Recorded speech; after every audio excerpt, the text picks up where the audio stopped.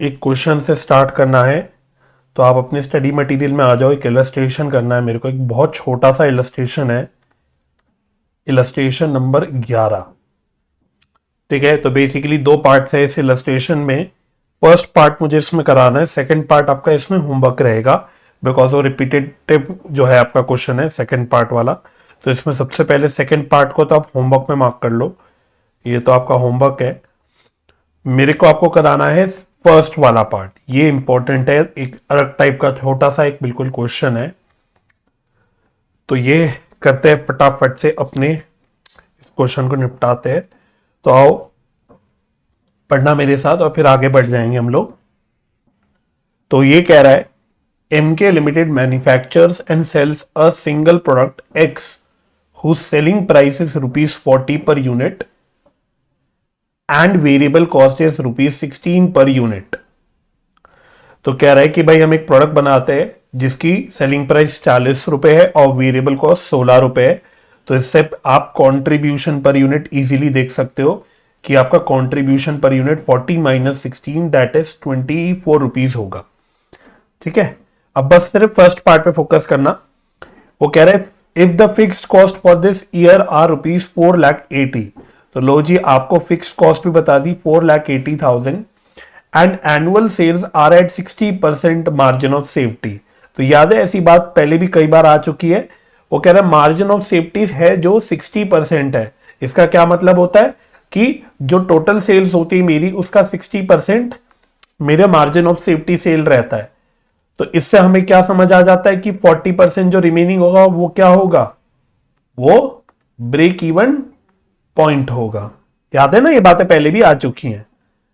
वो कह रहा है कैलकुलेट करो the rate of net return on sales assuming income tax level of 40%। आपको सेल्स पे नेट रिटर्न बेसिकली कैलकुलेट करना है। थोड़ा सा आप कह सकते हो इसका question of like a similar to a financial accounting question. जैसे आप फाइनेंशियल अकाउंटिंग में रेशियोस में आप मानो नेट प्रॉफिट रेशियो निकालते हो, आप बचपन में निकालते थे 12th क्लास में नेट प्रॉफिट रेशियो, जिसमें आप फाइनल नेट प्रॉफिट लेते थे आफ्टर टैक्स और उसको as a percentage of sales निकालते थे। तो बस वही चीज वो आपसे एक तरह से पूछ रहा है। मन में सोच सकते हो कि इट इज आस्किंग यू कि नेट प्रॉफिट रेशियो निकाल के बताओ, लेकिन फंडा हमें अपने इस चैप्टर का लगाना है। बेसिकली वही सीवीपी एनालिसिस के सारे फंडे लगा के हमें कैलकुलेशंस वगैरह करनी है। ठीक है, तो वैसे बहुत ही आसान क्वेश्चन है। आई एक्सपेक्ट ऐसा क्वेश्चन इजीली एमसीक्यू फॉर्म में भी ड्राफ्ट होके आ सकता है। तो आओ करो। तो जैसे कि मैंने जो बातें कुछ तो आपके साथ पहले ही डिस्कस कर ली, तो हम इसका फर्स्ट पार्ट बेसिकली सॉल्व कर रहे हैं। तो सबसे पहले we can calculate contribution per unit, तो which is equal to selling price per unit minus variable cost per unit. तो सेलिंग प्राइस कितनी है, सेलिंग प्राइस 40, वेरिएबल कॉस्ट 16। तो वैसे मैं कैलकुलेट ऑलरेडी कर चुका था, बट दोबारा कर लेते हैं। तो मेरी कंट्रीब्यूशन पर यूनिट आ गई 24 रुपीज। ठीक है, अच्छा, वंस मैं कंट्रीब्यूशन पर यूनिट निकाल लूंगा तो मैं क्या पीवी रेशियो निकाल सकता हूं इजीली पर यूनिट को यूज करके। Contribution per unit upon selling price per unit in 200। तो कंट्रीब्यूशन पर यूनिट इज 24 जो हमने ऊपर निकाला, डिवाइडेड बाय 40 रुपीज मेरा सेलिंग प्राइस है। तो मेरा पीवी रेशियो फटाफट से कितना आ गया, ये 60%। तो ये भी मेरा निकल के आ गया। अच्छा, उसके अलावा मेरे पास पीवी रेशियो आ गई, मुझे फिक्स्ड कॉस्ट उसने दे रखी है, तो दोनों को यूज करके मैं बीईपी सेल्स निकाल सकता हूं, ऑफ कोर्स रुपीस में। इसका फॉर्मूला होता है fixed cost upon PV ratio. तो मैं जानबूझ के, देखते हो, मैं बार बार वही फॉर्मूले लिखते रहता हूं, चाहे कितनी भी बार लिख चुके हो, ताकि ये फॉर्मूले बस दिमाग में बिल्कुल हमारे खून में घुस जाए। राइट, तो बस ये मेरा बेसिकली ऑब्जेक्टिव रहता है। आप भी जब अपने आप प्रैक्टिस करो, क्वेश्चन करो हाथ से, तो मेक श्योर करना फॉर्मूले वगैरह जो भी है वो आप लिखते जाना। ठीक है, तो ऐसे वो दिमाग में बैठ जाते हैं। तो एनीवे, फिक्स्ड कॉस्ट मेरी 4,80,000 थी और 60% मैंने पीवी रेशियो निकाला, तो मुझे ब्रेक इवन पॉइंट सेल्स भी पता लग गया। आई होप आपको हिंट मिल गया होगा कि मैं ब्रेक इवन पॉइंट सेल्स निकाल क्यों रहा हूं। क्वेश्चन पढ़ते हुए वो हिंट मैंने आपको ऑलरेडी दे दिया था। तो बेसिकली आई थिंक ये 8 लाख रुपीस का मेरा ब्रेक इवन पॉइंट सेल्स आ रहा है। ठीक है, अच्छा, मार्जिन ऑफ सेफ्टी सेल्स का उसने जो परसेंटेज दिया था वो बेसिकली दिया था 60%। वही इसका मतलब वही होता है कि वो बोल रहा है कि आपकी जितनी भी टोटल सेल्स है उसका 60% मार्जिन ऑफ सेफ्टी सेल्स है। तो बेसिकली मैं टोटल सेल्स निकालने की कोशिश कर रहा हूं। I am trying to calculate total sales. ठीक है, तो देयरफॉर मैं कह सकता हूं ब्रेक इवन पॉइंट सेल्स कितनी होगी as a percentage of total sales, 100% minus 60%, that is 40% of total sales. तो टोटल सेल्स का 40%, इसका मतलब क्या हो गया, ब्रेक इवन पॉइंट सेल्स हो गया। अच्छा, इससे मैं क्या निकाल सकता हूं, अब मैं टोटल सेल्स भी निकाल सकता हूं। तो 40% of total sales should be equal to break even point sales, जो हमने ऊपर 8 लाख रुपीस कैलकुलेट करी। तो देयरफॉर टोटल सेल्स कितनी हो गई, 8 लाख डिवाइडेड बाय 40%। चलो ये आप मुझे निकाल के बताओ कितनी आ रही है टोटल सेल्स। 20 लाख। ठीक है जी, 20 लाख मेरी टोटल सेल्स आ गई। सर आपने टोटल सेल्स निकाली क्यों, बताओ। क्वेश्चन ने आपसे क्या मांगा हुआ है, आपको याद है? क्वेश्चन ने आपसे बोला हुआ है सिंपल, मतलब नेट प्रॉफिट रेशियो आपको निकालना है। तो आपको नेट प्रॉफिट के लिए चाहिए, मतलब बेसिकली यू नीड प्रॉफिट, आपको प्रॉफिट चाहिए।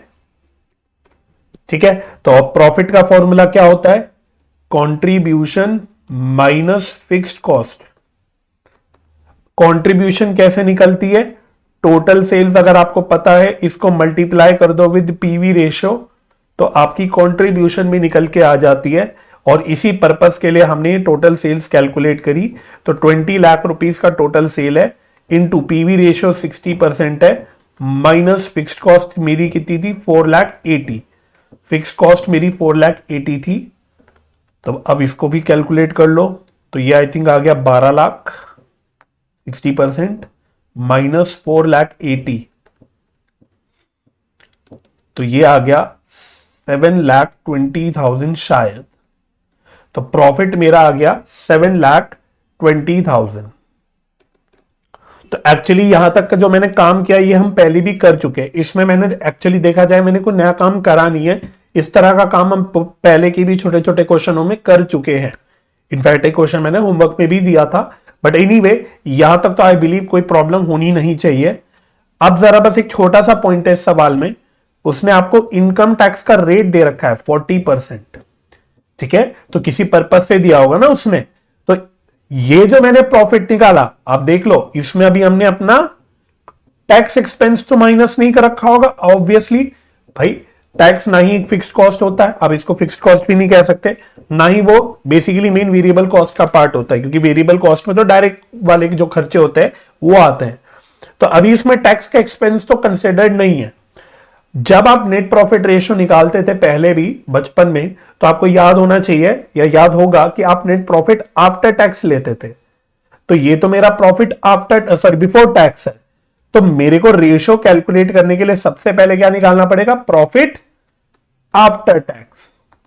तो ये जो प्रॉफिट बिफोर टैक्स है इसमें से मुझे टैक्स एक्सपेंस माइनस करना पड़ेगा, दैट इज 40% ऑफ 7,20,000।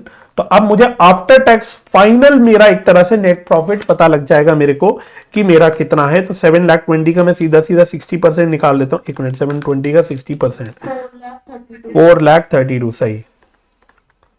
बस अब उसने बोला था नेट रिटर्न ऑन सेल्स निकालो। भाई अब हम नेट प्रॉफिट रेशियो ना लिख के, जो क्वेश्चन ने वर्ड्स यूज किए वो यूज कर लेंगे, नेट रिटर्न ऑन सेल्स। इसके लिए मैं profit after tax divided by sales into 100 कर दूंगा, बस दैट्स इट, सवाल खत्म आपका। तो प्रॉफिट आफ्टर टैक्स 4,32,000 है। ठीक है, और टोटल सेल्स हमने निकाली थी 20 लाख इंटू 100, दैट्स इट। ये पूछ रहा था आपसे क्वेश्चन, कितना फिर से बोलना, 20, हाँ ठीक है 21.6%। ठीक है जी, तो बस ये क्वेश्चन में एक ही बस एक पॉइंट था ये कुछ नया सा पॉइंट था जो आपकी रिक्वायरमेंट थी मेन कैलकुलेट जो आपको करना था, that was net return on sales. इसमें आपको प्रॉफिट आफ्टर टैक्स लेना था।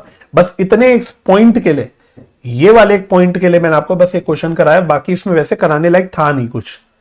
ठीक है जी, चलो तो बस डन हो गया आई थिंक सो ये क्वेश्चन भी। अच्छा नोटिंग कर लो भाई, लास्ट क्लास में शायद नोटिंग रह गई थी, तो मैं थोड़ा फास्ट हो जाता हूं कभी कभी, तो नोटिंग कर लो पहले आप पूरी। चलो ठीक है, हो गई नोटिंग, ओके आओ। अच्छा सेकंड पार्ट में करा नहीं रहा, एक बार बस रीड कर रहा हूं ताकि आपको ये लगे कि हाँ ठीक है ये हो जाएगा। मैं आपको बस संतुष्ट कर रहा हूं कि कर लोगे आप सेकंड पार्ट। वो कह रहा है for the next year it is propose to add another product line Y. तो अभी देखना ऊपर जो कहानी थी वो प्रोडक्ट एक्स की थी कोई, जिसकी सेलिंग प्राइस वेरिएबल कॉस्ट दोनों दे रखी थी। आपको कह रहे कि अब हम एक और प्रोडक्ट ला रहे हैं प्रोडक्ट वाई, जिसकी अब सेलिंग प्राइस इतनी होगी 50 रुपए पर यूनिट और इसकी वेरिएबल कॉस्ट होगी 10 रुपए per unit. The total fixed cost are estimated at ₹6,60,000। ध्यान से पढ़ना, उसने बोला टोटल फिक्स्ड कॉस्ट, मतलब अब वो नई फिक्स्ड कॉस्ट बता रहा है। पुरानी तो 4,80,000 एक प्रोडक्ट के लिए थी, अब जब प्रोडक्ट एक्स और वाई दोनों हो जाएंगे तो अब आपकी जो टोटल फिक्स्ड कॉस्ट हो जाएगी दैट विल बी 6,66,000। अच्छा the sales mix values of x:y would be 7:3। तो फेमिलियर लग रहा है आपको, वो प्रोडक्ट x और y की क्वांटिटी का एक रेशियो बता रहे हैं 7:3। मतलब अगर प्रोडक्ट x के 7 यूनिट बेचेंगे तो प्रोडक्ट y के 3 यूनिट बेचेंगे, इसका मतलब यह है। Determine at what level of sales next year would NK limited break even. Give separately for both x and y break even sales in rupees and quantities. मुझे बताओ क्या पूछ रहा है ये, अगेन ये आपसे पूछ क्या रहा है, आपको समझ आया? ये आपसे ultimately multi product break even point पूछ रहा है, या जिसको मैं कॉम्पोजिट ब्रेक इवन पॉइंट भी बोल सकता हूं। इसका फॉर्मूला, बल्कि एक क्वेश्चन मैंने आपको होमवर्क में भी दे रखा था, इसका फॉर्मूला होता है common fixed cost upon composite contribution per unit. ये मैंने आपको सिखा रखा है। हालांकि मैं आपको आज ही के क्लास में एक और तरीके से ब्रेक इवन पॉइंट निकाल के दिखाऊंगा। एक तरीका और यूज किया जा सकता है यूजिंग पीवी रेशियो, तो मैं आपको एक और पॉइंट ऑफ व्यू सॉरी यार, मैं आपको एक और पॉइंट ऑफ व्यू दिखाऊंगा जिससे आप इस केस में ब्रेक इवन पॉइंट निकाल सकते हो, बट वो अभी फिलहाल नहीं। फिलहाल तो मैंने आपको जो तरीका सिखा रखा है वो क्या है, common fixed cost upon composite contribution per unit. याद आ गया? अच्छा कॉमन फिक्स्ड कॉस्ट दे दी 6,66,000 जो उसने दे रखी है, that is common fixed cost. Please study mat के आंसर को मत देखना, जो तरीका मैंने आपको सिखाया बस उसको फॉलो करना, आपका फाइनल आंसर बिल्कुल सही आ जाएगा, राइट। और कॉम्पोजिट कॉन्ट्रीब्यूशन पर यूनिट निकालने के लिए आप 7:3 में की वेटिंग यूज करके आप accordingly weighted contribution per unit निकाल लोगे। और एक्स का अपना कॉन्ट्रीब्यूशन पर यूनिट वो आप ऊपर की जानकारी से देख लोगे, वाई का भी आप यहां से देख लोगे 50 - 10। तो मुझे बताओ सेकेंड पार्ट हो जाएगा होमवर्क में, ठीक है। बस एक है कि वो आपसे यूनिट्स में तो मांग ही रहा है, तो आप यूनिट्स में तो इसको यूज करके निकाल लोगे, आप इंडिविजुअली एक्स और वाई के यूनिट्स में निकाल लोगे कि कितनी ब्रेक इवन पॉइंट सेल्स होगी, और फिर आपको रुपीस में निकालने के लिए कुछ नहीं करना, उसको सेलिंग प्राइस से मल्टीप्लाई कर देना। तो एक्स के जितने भी यूनिट्स आंसर में आएंगे उसको एक्स के सेलिंग प्राइस से मल्टीप्लाई कर देना, वाई के जितने भी यूनिट्स आपके आंसर में आएंगे उसको वाई के सेलिंग प्राइस से मल्टीप्लाई कर देना, तो आपका रुपीस में भी आंसर आ जाएगा, ठीक है। तो I think this can be done in homework. मैं आपको एक बार एग्जाम्पल में करा भी चुका हूं, एक होमवर्क ऑलरेडी पहले भी पिछली क्लास में भी दे रख चुका हूं, तो अब this you can do in homework, ठीक है। तो आज मैं आपको बस एक और इंपॉर्टेंट वेराइटीज में लेके आना चाहता हूं थोड़ा सा। तो अगर ये ओके है तो अब आप अपने थोड़ी देर के लिए कॉन्सेप्ट पे आ जाओ। हमने कैलकुलेशंस बहुत सारी सीख ली, हमने बहुत सारी क्या ऑलमोस्ट सभी कुछ जो इस चैप्टर में रेलिवेंट कैलकुलेशंस है सीवीपी एनालिसिस से, चाहे वो कंट्रीब्यूशन हो, चाहे पीवी रेशियो हो, चाहे ब्रेक इवन पॉइंट हो, चाहे मार्जिन ऑफ सेफ्टी हो, चाहे वो डिजायर्ड सेल्स हो, बहुत कुछ हमने सीख लिया। अब हमें थोड़ा सा, क्योंकि हमारा ये जो सब्जेक्ट है दैट इज मैनेजमेंट अकाउंटिंग, मैं आपको बता देता हूं ये जो चैप्टर आप पढ़ रहे हो marginal costing, it is a part of management accounting. तो एज अ मैनेजमेंट अकाउंटिंग की जो स्टडी होती है वो बेसिकली आपको सिखाती है कि एज अ मैनेजर आप डिसीजन मेकिंग कैसे करोगे, क्योंकि मैनेजर का मेन आप टास्क बोलोगे तो वो होता है डिसीजन मेकिंग करना। तो एज अ मैनेजर कल को आप बड़ी बड़ी कंपनियों में मैनेजर बनोगे तो आपके पास बहुत सारी प्रॉब्लम्स आएंगी, बहुत सारे आपके पास ऑल्टरनेटिव्स आएंगे, आपको डिसीजन मेकिंग करनी होगी। हालांकि हम लोग ऑलरेडी कई क्वेश्चन कर चुके हैं जिसमें हम डिसीजन मेकिंग सीख चुके हैं। पिछली क्लास का ही एग्जांपल ले लो, कॉस्ट इन डिफरेंस पॉइंट हमने सीखा था, उसको यूज करके हमने as a manager decision making ही तो सीखी थी कि भाई किस रेंज में हमें कौन सा ऑप्शन चूज करना है, किस रेंज में हमें कौन सा ऑल्टरनेटिव चूज करना है। तो अल्टीमेटली सारी चीजें आपको डिसीजन मेकिंग में हेल्प करेगी कि आपको ये करना चाहिए कि आपको ये करना चाहिए। कोई भी दो ऑप्शन आपके पास होंगे या जो भी मल्टीपल ऑप्शंस आपके पास होंगे या कुछ आपके पास लिमिटेशंस होंगी, आपको उन सबको ध्यान में रखते हुए एक डिसीजन मेकिंग करनी होगी। तो अल्टीमेटली अब थोड़ा सा हमारा फोकस रहेगा इस डिसीजन मेकिंग पे। ऑल दो हम लोग ऑलरेडी डिसीजन मेकिंग के कुछ कुछ क्वेश्चंस वगैरह भी कर चुके हैं, बट ठीक है, अब हमारे को प्रिडोमिनेंटली देखना है कि कैसे हम लोग जो इस चैप्टर में चीजें सीख चुके हैं, कैलकुलेशंस करना सीख चुके हैं, उसको कैसे अप्लाई करके हमें अलग अलग डिसीजन मेकिंग करनी होती है। तो अब आप कॉन्सेप्ट पे हेडिंग डालो decision making using CVP analysis. तो this is your next topic. और इतना ज्यादा टेक्निकल वैसे है नहीं, मैं आपको बता देता हूं। यहां पे जो डिसीजन मेकिंग के जो क्वेश्चंस भी आते हैं ना, वो कॉमन सेंस और लॉजिक से सॉल्व हो जाते हैं। मैंने आपको पहले बताया ये सब्जेक्ट की खासियत होती है कि बहुत सारी चीजें आपकी लॉजिक और कॉमन सेंस से सॉल्व हो जाती है, राइट। तो ज्यादा कुछ ऐसा टेक्निकल नहीं है, बट मुझे आपको कॉन्सेप्चुअली कुछ कुछ चीजें बतानी है। तो आप ये हेडिंग डाल लो और इसमें लिखो मेरे साथ साथ, फर्स्ट एरो डाल के लिखो सबसे इंपॉर्टेंट बात जब भी डिसीजन मेकिंग की करते हैं तो लिखो for decision making we consider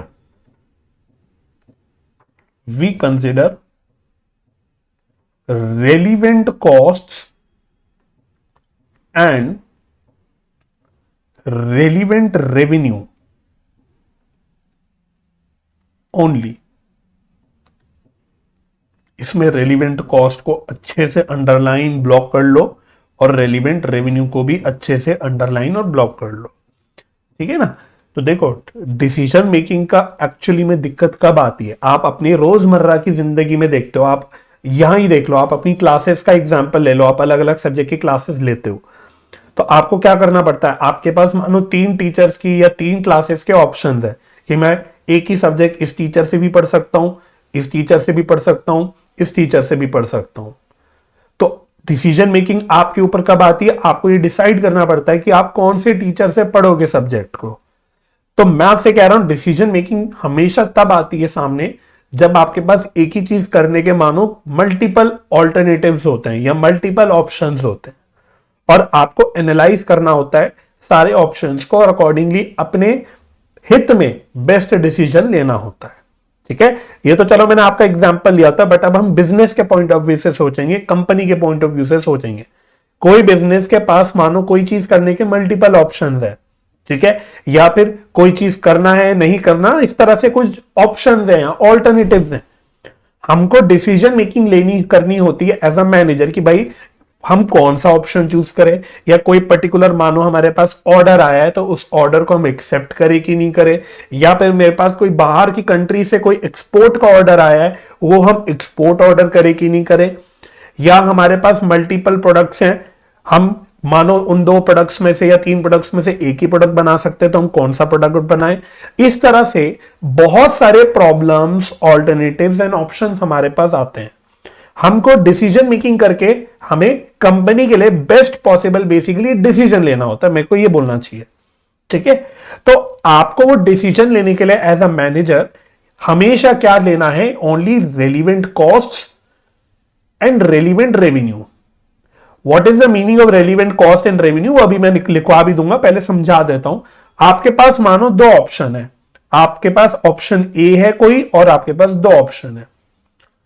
तो आपको दोनों भी ऑप्शन में जो कॉस्ट और रेवेन्यू है जो अलग अलग है, दोनों भी ऑप्शन में जहां पे कॉस्ट और रेवेन्यू में डिफरेंस है, चाहे कॉस्ट में चाहे रेवेन्यू में, सिर्फ वही कॉस्ट या वही रेवेन्यू लिखना होता है। मैं आपको अगेन आपकी प्रैक्टिकल लाइफ का बेटर एग्जांपल देता हूं, उससे बेहतर समझ आएगा आपको। आप कुछ लिखना मत, अभी लिखवाता मैं आपको साथ साथ रहूंगा, बट आपको बस समझना है। मानो आप दुकान में गए, आप मार्केट में गए, आप मानो 10 केजी का एक आटे का पैकेट खरीदने गए, आप आटा खरीदने गए कोई राशन की दुकान में, ग्रोसरी शॉप में आप आटा खरीदने गए। अब आपको पता है आपके पास मल्टीपल ऑप्शंस है, यू हैव मल्टीपल ऑप्शंस। ठीक है, मैं ऐसी 2-3 एग्जांपल दे देता हूं। जैसे सबसे कॉमन एक होता है आशीर्वाद का आटा, ठीक है, फिर कोई भी ले लो आप। और कौन सा आटा लेते हैं, चलो पिल्सबरी का एक आटा आता है, पिल्सबरी का एक आटा। कोई भी मुझे आटे की एक और ब्रांड बता दो, तीसरा कोई भी। फॉर्च्यून, ठीक है, फॉर्च्यून का आटा। तो मानो आपके पास 3 कंपनीज के या 3 ब्रांड्स के आटे का जो पैकेट है वो खरीदने का ऑप्शन है 10 केजी। मान लो कि बाकी सब में वो एक जैसे, in every aspect same type का आटा है, सेम क्वालिटी है, कुछ सब ऐसा अज्यूम कर लो आप, ठीक है। तो आप बेस्ट अपने लिए डिसीजन लेने के लिए क्या कंसिडर करते हो, मुझे बताओ फटाफट से, कि तीनों में से क्या लेना है। क्वालिटी सेम है, ग्रेड सेम है, सब कुछ सेम है, तो आप क्या लोगे, आप प्राइस लोगे, आप प्राइस लोगे। मानो आशीर्वाद, मुझे रियल प्राइस नहीं ऐसे रटी हुई नहीं है, तो प्लीज इमेजिनरी प्राइसेस ले रहा हूं, आपको उसको दिल से मत लगाना, ऐसे ही ले लेता हूं। मानो आशीर्वाद का आटा है वो 450 रुपए में आता है, पिल्सबरी का आटा है मानो 480 रुपए में आता है, फॉर्च्यून का आटा है मानो 510 रुपए में आता है। तो अब आप क्या करोगे, आप कौन सा आटा खरीदोगे, एवरीथिंग रिमेनिंग कांस्टेंट, आप कौन सा आटा चूज करोगे, आशीर्वाद का। क्यों, क्योंकि कॉस्ट पॉइंट ऑफ व्यू से ये सबसे सस्ता है। ये प्राइस क्या है, अल्टीमेटली आपके मन में ये आपके लिए कॉस्ट है कि आटे की कॉस्ट क्या है, ठीक है। तो अब जरा इन कॉस्ट पे फोकस करो, जो मैंने आपको तीनों आटे की कॉस्ट बताई, तीनों ऑल्टरनेटिव्स में कॉस्ट अलग है। यानी मैं आशीर्वाद का आटा खरीदूंगा तो मेरे लिए 450 रुपए की कॉस्ट होगी। जब मैं पिल्सबरी का आटा खरीदूंगा मेरी कॉस्ट 480 रुपए होगी। अगर मैं फॉर्च्यून का आटा लूंगा तो मेरी कॉस्ट 510 रुपए की होगी। तो डिपेंडिंग ऑन द ऑल्टरनेटिव मेरी कॉस्ट अलग अलग आ रही है। तो जब भी आपके पास इस तरह के मल्टीपल ऑप्शंस होते हैं और उन ऑप्शंस में आपकी कॉस्ट अलग अलग होती है, आप कोई ऑल्टरनेटिव लोगे तो कुछ अलग कॉस्ट होगी, दूसरा लोगे तो कोई अलग कॉस्ट होगी। तो अगर आपकी कॉस्ट अलग अलग होती है तो उस कॉस्ट को हम लोग बोलते हैं रेलिवेंट कॉस्ट। रेलिवेंट कॉस्ट का मतलब ही क्या है कि भाई ये वो कॉस्ट है जो आपके डिसीजन के लिए रेलिवेंट है, this is a relevant cost. अब यहीं पे मैं अगर इसको थोड़ा सा मॉडिफाई कर दूं इन प्राइसेस को, ऐसे ही में अब मैं बोलूं मानो आशीर्वाद का आटा भी 450 का है, पिल्सबरी का भी आटा 450 का है, फॉर्च्यून का भी आटा 450 का है। तो अब देखो क्या है, क्या अब ये जो कॉस्ट है, प्राइस है, क्या अब ये रेलिवेंट है, अब ये रेलिवेंट नहीं है। क्यों, क्योंकि अब मैं कोई भी ऑल्टरनेटिव चूज करूं मेरी कॉस्ट सेम ही रहने वाली है, 450, 450, 450। तो now this is not a decision making, मतलब मेरे डिसीजन मेकिंग के लिए रेलिवेंट नहीं है। इवन तो ये कॉस्ट है, नो डाउट एक कॉस्ट है, भाई मैं कोई भी आटा लूंगा तो मुझे 450 की कॉस्ट इनकर करनी पड़ेगी, तो दिस इज अ कॉस्ट। ये वो कॉस्ट है जो फ्यूचर में इनकर होगी, लेकिन ये वो कॉस्ट है जो रेलिवेंट नहीं है डिसीजन मेकिंग के लिए, क्योंकि आप कोई भी आटा खरीदोगे, कोई भी ब्रांड खरीदोगे, आपका कॉस्ट सेम रहेगा। तो अब आप मे भी कोई और बेसिस ढूंढोगे, कुछ और बेसिस ढूंढ के आप अपनी डिसीजन मेकिंग करोगे, ठीक है। अब वो क्या डिसीजन मेकिंग होगा, क्या बेसिस होगा, वो मतलब की बात नहीं है। मैं तो आपको ये समझाना चाहता हूं कि जब भी आपको डिसीजन मेकिंग करनी होती है तो आपको रेलिवेंट कॉस्ट और रेलिवेंट रेवेन्यू देखना होता है, जो भी है, डिपेंडिंग ऑन द आपके पास क्या डिसीजन मेकिंग का ऑप्शन है, ठीक है। और यहां पे रेलिवेंट कॉस्ट या रेलिवेंट रेवेन्यू का मतलब क्या होता है, पहली बात ये तो फ्यूचर में इनकर होंगी, पहली बात इनकी होती है कि फ्यूचर में इनकर होंगे, अभी इनकर नहीं हुए। जब आप मार्केट में आटा खरीदने गए तो अभी आपने कॉस्ट थोड़ी इनकर करी हो, तो आप फ्यूचर में करोगे, जब आप आटा खरीद लोगे तब आप इनकर करोगे कॉस्ट। तो एक तो ये फ्यूचर में इनकर होगा, प्लस अलग अलग ऑल्टरनेटिव में वो कॉस्ट या रेवेन्यू जो है वो वेरी करेगा, it will be different in different alternatives. तो जब आपकी कोई कॉस्ट या रेवेन्यू जो है वो ये दोनों क्राइटेरिया फुलफिल करती है कि एक तो वो फ्यूचर में इनकर होगी और दूसरा अलग अलग ऑल्टरनेटिव्स में वो वेरी करेगी, डिफरेंट होगी, तो ऐसी कॉस्ट या रेवेन्यू को हम बोलते हैं रेलिवेंट कॉस्ट या रेलिवेंट रेवेन्यू, ठीक है। और अब इसको रेलिवेंट इसलिए बोलते हैं क्योंकि अब ये हमारी डिसीजन मेकिंग को इफेक्ट करेगी, ये हमारी डिसीजन मेकिंग पे इफेक्ट डालेगी, इंपैक्ट डालेगी, हमको इसको कंसिडर करना पड़ेगा अपनी डिसीजन मेकिंग के लिए। तो ये हमारी डिसीजन मेकिंग के लिए रेलिवेंट हो गई, इसलिए इनको हम बोल देते हैं रेलिवेंट कॉस्ट या रेलिवेंट रेवेन्यू। ठीक है, तो coming back to the point, ultimately main crux क्या है कि जब भी आपको डिसीजन मेकिंग करनी होती है तो आपको सिर्फ क्या कंसिडर करना है, आपको रेलिवेंट कॉस्ट और रेलिवेंट रेवेन्यू कंसिडर करना है। ठीक है, मैं एक एग्जांपल इसी में और दे देता हूं, फिर से वही आटे का एग्जांपल दे देता हूं। ठीक है, मानो आप आटा खरीदने गए, वही आपके पास 3 ब्रांड से आशीर्वाद, पिल्सबरी और फॉर्च्यून। ठीक है, मैंने पुरानी जो प्राइसेस ली थी वो मैं ले लेता हूं। जो इसकी प्राइस है मानो 450 रुपए, 450 रुपए, 450 रुपए। ठीक है, लेकिन अब दिक्कत क्या है कि 10 केजी का जो आटे का पैकेट है ये आपको घर पे डिलीवर कराना पड़ेगा, ये आपको घर पे डिलीवर कराना पड़ेगा। तो दुकानदार ने बोला, हालांकि ऐसा होता नहीं प्रैक्टिकली, बट मैं आपको सिर्फ समझाने के लिए आपको बता रहा हूं कि मानो दुकानदार ने बोला कि अगर आप आशीर्वाद का आटा खरीदोगे तो इसकी डिलीवरी चार्जेस 10 रुपए की आएगी।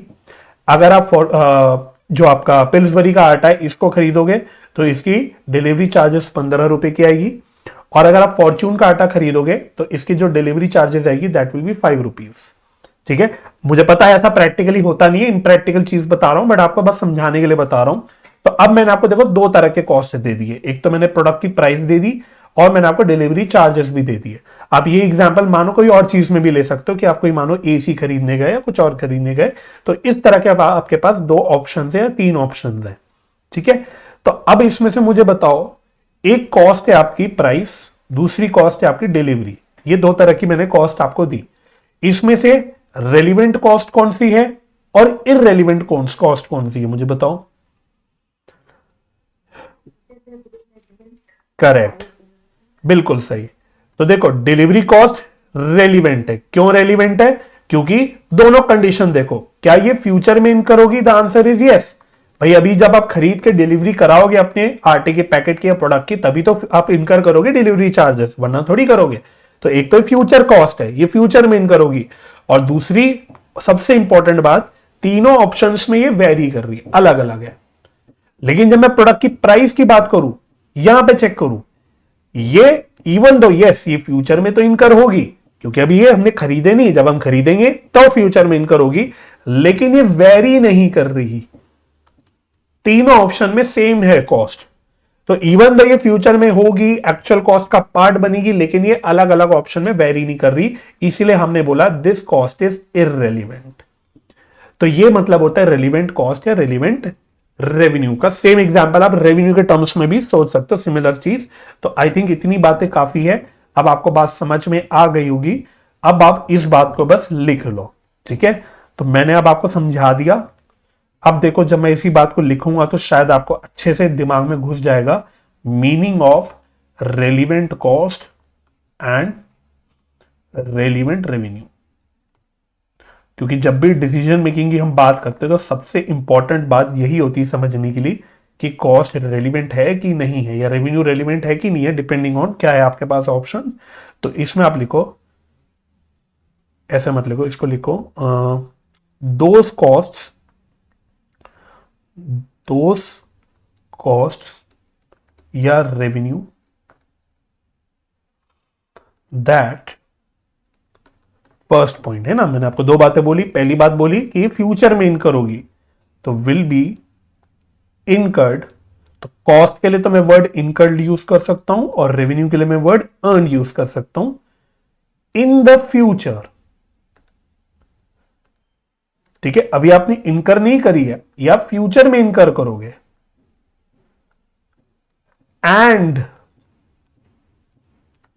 एंड दूसरी बात, varies under different courses of action, bracket में ऑल्टरनेटिव्स लिख सकते हो। तो ऐसी कॉस्ट को रेलिवेंट कॉस्ट या रेवेन्यू के केस में रेलिवेंट रेवेन्यू हम लोग बोल देते हैं। ठीक है, तो ये हो गया। आई थिंक अब ये बात आपको समझ आ भी गई होगी। नेक्स्ट पॉइंट हेंस, हेंस नहीं लिखते, हेयर लिखते। इस चैप्टर में मैं बात कर रहा हूं here only short term decision making is covered. तो इस चैप्टर में, या रादर मेरे को बोलना चाहिए इस सब्जेक्ट में, हम लोग सिर्फ शॉर्ट टर्म डिसीजन मेकिंग, मतलब जो शॉर्ट टर्म के लिए हमें लेनी है, मानो अगले 1 साल के लिए लेनी है, अगले 6 महीने के लिए लेनी है, सिर्फ वही डिसीजन मेकिंग लेते हैं, कवर करते हैं। ठीक है sir, long term decision making उसका क्या? तो long term decision making is covered in financial management. ठीक है, जैसे आप फाइनेंशियल मैनेजमेंट में एक चैप्टर पढ़ोगे कैपिटल बजटिंग, ठीक है, इस तरह के चैप्टर्स होते हैं, ये लीजिंग वाले होते हैं चैप्टर्स, वहां पे आप लॉन्ग टर्म डिसीजंस को लेते हो, क्योंकि लॉन्ग टर्म डिसीजन मेकिंग करते वक्त हमें फिर वो प्रेजेंट वैल्यू, डिस्काउंटिंग फैक्टर, ये सब लेनी पड़ती है। इस सब्जेक्ट में हम कभी भी वो कंसिडर नहीं करते। आपने देखा भी होगा, आप आधे से ज्यादा सिलेबस तो कर ही चुके हो इस सब्जेक्ट का, कभी भी हमने प्रेजेंट वैल्यू फैक्टर या किसी चीज की प्रेजेंट वैल्यू निकालना है, डिस्काउंटिंग करना, ये सब हमने कभी नहीं करा, वो हमेशा हमने इग्नोर करा। क्यों? क्योंकि हम इस सब्जेक्ट में शॉर्ट टर्म ही लेते चलते हैं चीजें। तो जब यहाँ पे डिसीजन मेकिंग की बात करेंगे तो वो शॉर्ट टर्म ही होगा, शॉर्ट टर्म व्यू का। ठीक है, तो शॉर्ट टर्म में जब हम बात करते हैं, शॉर्ट टर्म अब डिफाइंड नहीं है, बट जनरली माना जाता है, आपको पता है, 1 साल या उससे कम। तो 1 साल या उससे कम में हम जनरली प्रेजेंट वैल्यू या डिस्काउंटिंग फैक्टर्स को इग्नोर करते हैं। ठीक है, तो अगर आपको 1 साल से ज्यादा लंबे पीरियड का डिसीजन लेना है तो उसके लिए फिर आपको फाइनेंशियल मैनेजमेंट सब्जेक्ट को पूछना पड़ेगा। वो आपको सिखाएगा कि लॉन्ग टर्म वाले डिसीजंस कैसे लेने होते हैं, और वो मैंने आपको रीजन बता दिया क्यों, क्योंकि आपको लॉन्ग टर्म के केस में डिस्काउंटिंग वगैरह करनी पड़ती है, और वो सारा फिर फाइनेंशियल मैनेजमेंट में सिखाया जाता है। ठीक है, तो ये आपकी क्लैरिटी के लिए, this is not a conceptual point, ये बस क्लैरिटी के लिए कि आपको पता होना चाहिए कि भाई कोई टॉपिक का हमारा दायरा क्या है। ठीक है, तो अब नेक्स्ट देखो, थोड़ा सेंटर में लिखना, short term decision making using CVP analysis. ठीक है, तो जनरली कौन से डिसीजन मेकिंग कवर्ड होते हैं, इसके आप समझ लो, एक तरह से मैं आपको एग्जांपल्स बता रहा हूं। ठीक है, एग्जांपल्स बता रहा हूं कि किस तरह के डिसीजन मेकिंग करने होते हैं, और फिर हम लोग एक एक करके अलग अलग तरह के, मतलब हम देखेंगे कि जो जो भी हमारी कवरेज है हमारे कोर्स में, स्टडी मैट में, उस हिसाब से फिर हम क्वेश्चन करेंगे, क्योंकि इसका कोई टेक्निकल ज्यादा कुछ पार्ट नहीं है। मोस्टली जो आपके अल्टीमेटली आंसर निकलते हैं या डिसीजन मेकिंग के आप फाइनल करते हो, वो आप लॉजिकली सोच के और सॉल्व करके ही करते हो। पर ठीक है, मैं आपको एक एग्जांपल बता रहा हूं कि किस तरह के डिसीजन हमें लेने होते हैं। तो आप ऐसी सेंटर में थोड़ा सा लिखना, short term decision making using CVP analysis. आप ब्रैकेट में एग्जांपल्स लिख लो कि आपको बस ये हो कि भाई ऐसा नहीं है भाई यही डिसीजन मेकिंग है, कुछ भी हो सकते हैं। तो पहला लिखना, with respect to excess supply, with respect to excess supply. हालांकि ये बाइफर्केशन करने का कोई ऐसा पर्पस नहीं है, मैं आपको बता देता हूं, ये सिर्फ ऐसे क्योंकि आपके स्टडी बैट में थोड़ा प्रेजेंटेड है इस तरह से, तो आपको ये ना लगे कि ये मैंने आपको बताया नहीं, मैं बस इसलिए बता रहा हूं, इसकी रेलिवेंस कुछ नहीं है। बट ठीक है, 2 तरह के बाइफर्केशन कर ली, एक्सेस सप्लाई एक केस बना दिया या एक्सेस डिमांड एक बता दिया। सप्लाई और डिमांड आई होप आप समझते होंगे, मतलब आप इकोनॉमिक्स पढ़ के आ चुके हो, सप्लाई का मतलब क्या होता है, डिमांड का मतलब क्या होता है, ये आपको भली बात ही पता होगा। तो अगर एक्सेस सप्लाई का केस है तो किस तरह के डिसीजन यहां पे हो सकते हैं, एग्जाम्पल लिखना, प्रोसेसिंग ऑफ स्पेशल ऑर्डर। मानो आपके पास कोई स्पेशल ऑर्डर आया जो आपके रोजमर्रे के ऑर्डर से अलग है। ठीक है, जैसे मेरा एग्जांपल ले लेता हूं मैं, एक तो है जो मैं अपना बैच नॉर्मल पढ़ाता हूं, मेरे रेगुलर जो नॉर्मल कॉमन बैचेस है वो पढ़ाता हूं। मानो मेरे पास एक स्पेशल स्टूडेंट आया, उसने बोला सर आप मेरे को अलग से पढ़ाओ, आप मुझे 1-on-1 मान लो अलग से पढ़ाओ, तो ये मेरे लिए एक स्पेशल ऑर्डर रहेगा। तो फिर मुझे एनालाइज डिसीजन मेकिंग करनी पड़ेगी कि भाई वो स्पेशल या एक जो एक स्टूडेंट है उसको मैं अलग से पढ़ाऊं कि नहीं पढ़ाऊं। अब उसके लिए मुझे अपने लिए रेलिवेंट कॉस्ट, रेलिवेंट रेवेन्यू, सारी चीजों को देखना पड़ेगा। मैं सोचूंगा यार अगर मैं एक स्टूडेंट को अलग से पढ़ाऊंगा तो मुझे टाइम देना पड़ेगा, उस टाइम पे हो सकता है मैं कोई और काम कर सकता हूं, मैं अपना मानो प्रोफेशनल सीए प्रैक्टिस का काम कर सकता हूं, वो नहीं कर पाऊंगा तो मेरा वहां पे कुछ लॉस होगा। लेकिन मैं जब अलग से एक स्टूडेंट को पढ़ाऊंगा तो हो सकता है वो मुझे अच्छी से फीस दे। तो ये चीजों को कंसिडर करके फिर मुझे डिसीजन मेकिंग करनी होती है। ठीक है, तो ये एग्जाम्पल दे रहा था, तो इस तरह की डिसीजन की यहां पे हम लोग बात करते हैं। ठीक है, फिर लिखो determination of price for stimulating demand. Stimulating demand का मतलब डिमांड बढ़ाने के लिए, या मानो आपके पास एक्सेस सप्लाई है। एक्सेस सप्लाई मतलब आप बना तो बहुत सारा माल रहे हो लेकिन उतनी डिमांड नहीं आ रही। तो भाई आप मानो बना रहे हो 1,00,000 यूनिट, 1,00,000 यूनिट बना रहे हो साल में, लेकिन साल में आपकी डिमांड 50-60 हजार यूनिट की आ रही है। तो आप अपनी डिमांड कैसे बढ़ा सकते हो, आप किस प्राइस में अपना माल बेच के डिमांड को इंक्रीज कर सकते हो, राइट। इस तरह के डिसीजन यहां पे लेते हैं हम लोग। या फिर लोकल वर्सेस एक्सपोर्ट सेल। ठीक है, आप 1,00,000 यूनिट बना रहे हो, उससे ज्यादा आप बना नहीं सकते, आप मैक्सिमम 1,00,000 यूनिट ही बना सकते हो अपने फैक्ट्री में। अब आपके पास दो ऑप्शन है, या तो उसको आप लोकली बेचो, मतलब आप इंडिया के इंडिया अंदर बेचो, या आप उसको एक्सपोर्ट करो, राइट। बड़ी बड़ी कंपनी पता है आपको कि प्रोडक्ट डोमेस्टिकली भी बेचती हैं और एक्सपोर्ट भी करती है। आपके पास लिमिटेड है, आप वही प्रोडक्ट को या तो एक्सपोर्ट कर सकते हो या लोकली बेच सकते हो। तो आपको क्या करना चाहिए, देख रहे हो। तो इस तरह के डिसीजंस आते हैं मैनेजर्स के सामने जो लेने पड़ते हैं। अच्छा, फिर और क्या हो सकता है, डिटर्मिनेशन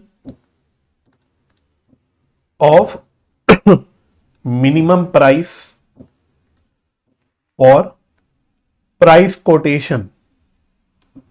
मतलब फिर से वही एग्जांपल ले लेता हूं। फॉर एग्जांपल मानो मेरे पास एक स्टूडेंट आया कि सर मेरे को 1-on-1 अलग से पढ़ाओ, तो अब मेरे को कोट करना है भाई। वो मुझसे सबसे पहले पूछेगा कि भाई सर कितनी फीस होगी, तो मैं कितनी मिनिमम फीस उसको बोलूं एटलीस्ट। अगर मैं बोलूं मैं पढ़ाऊंगा स्टूडेंट को, लेकिन कितनी मिनिमम फीस मिलेगी तो पढ़ाऊंगा, तो वो मुझे कोट करना पड़ेगा।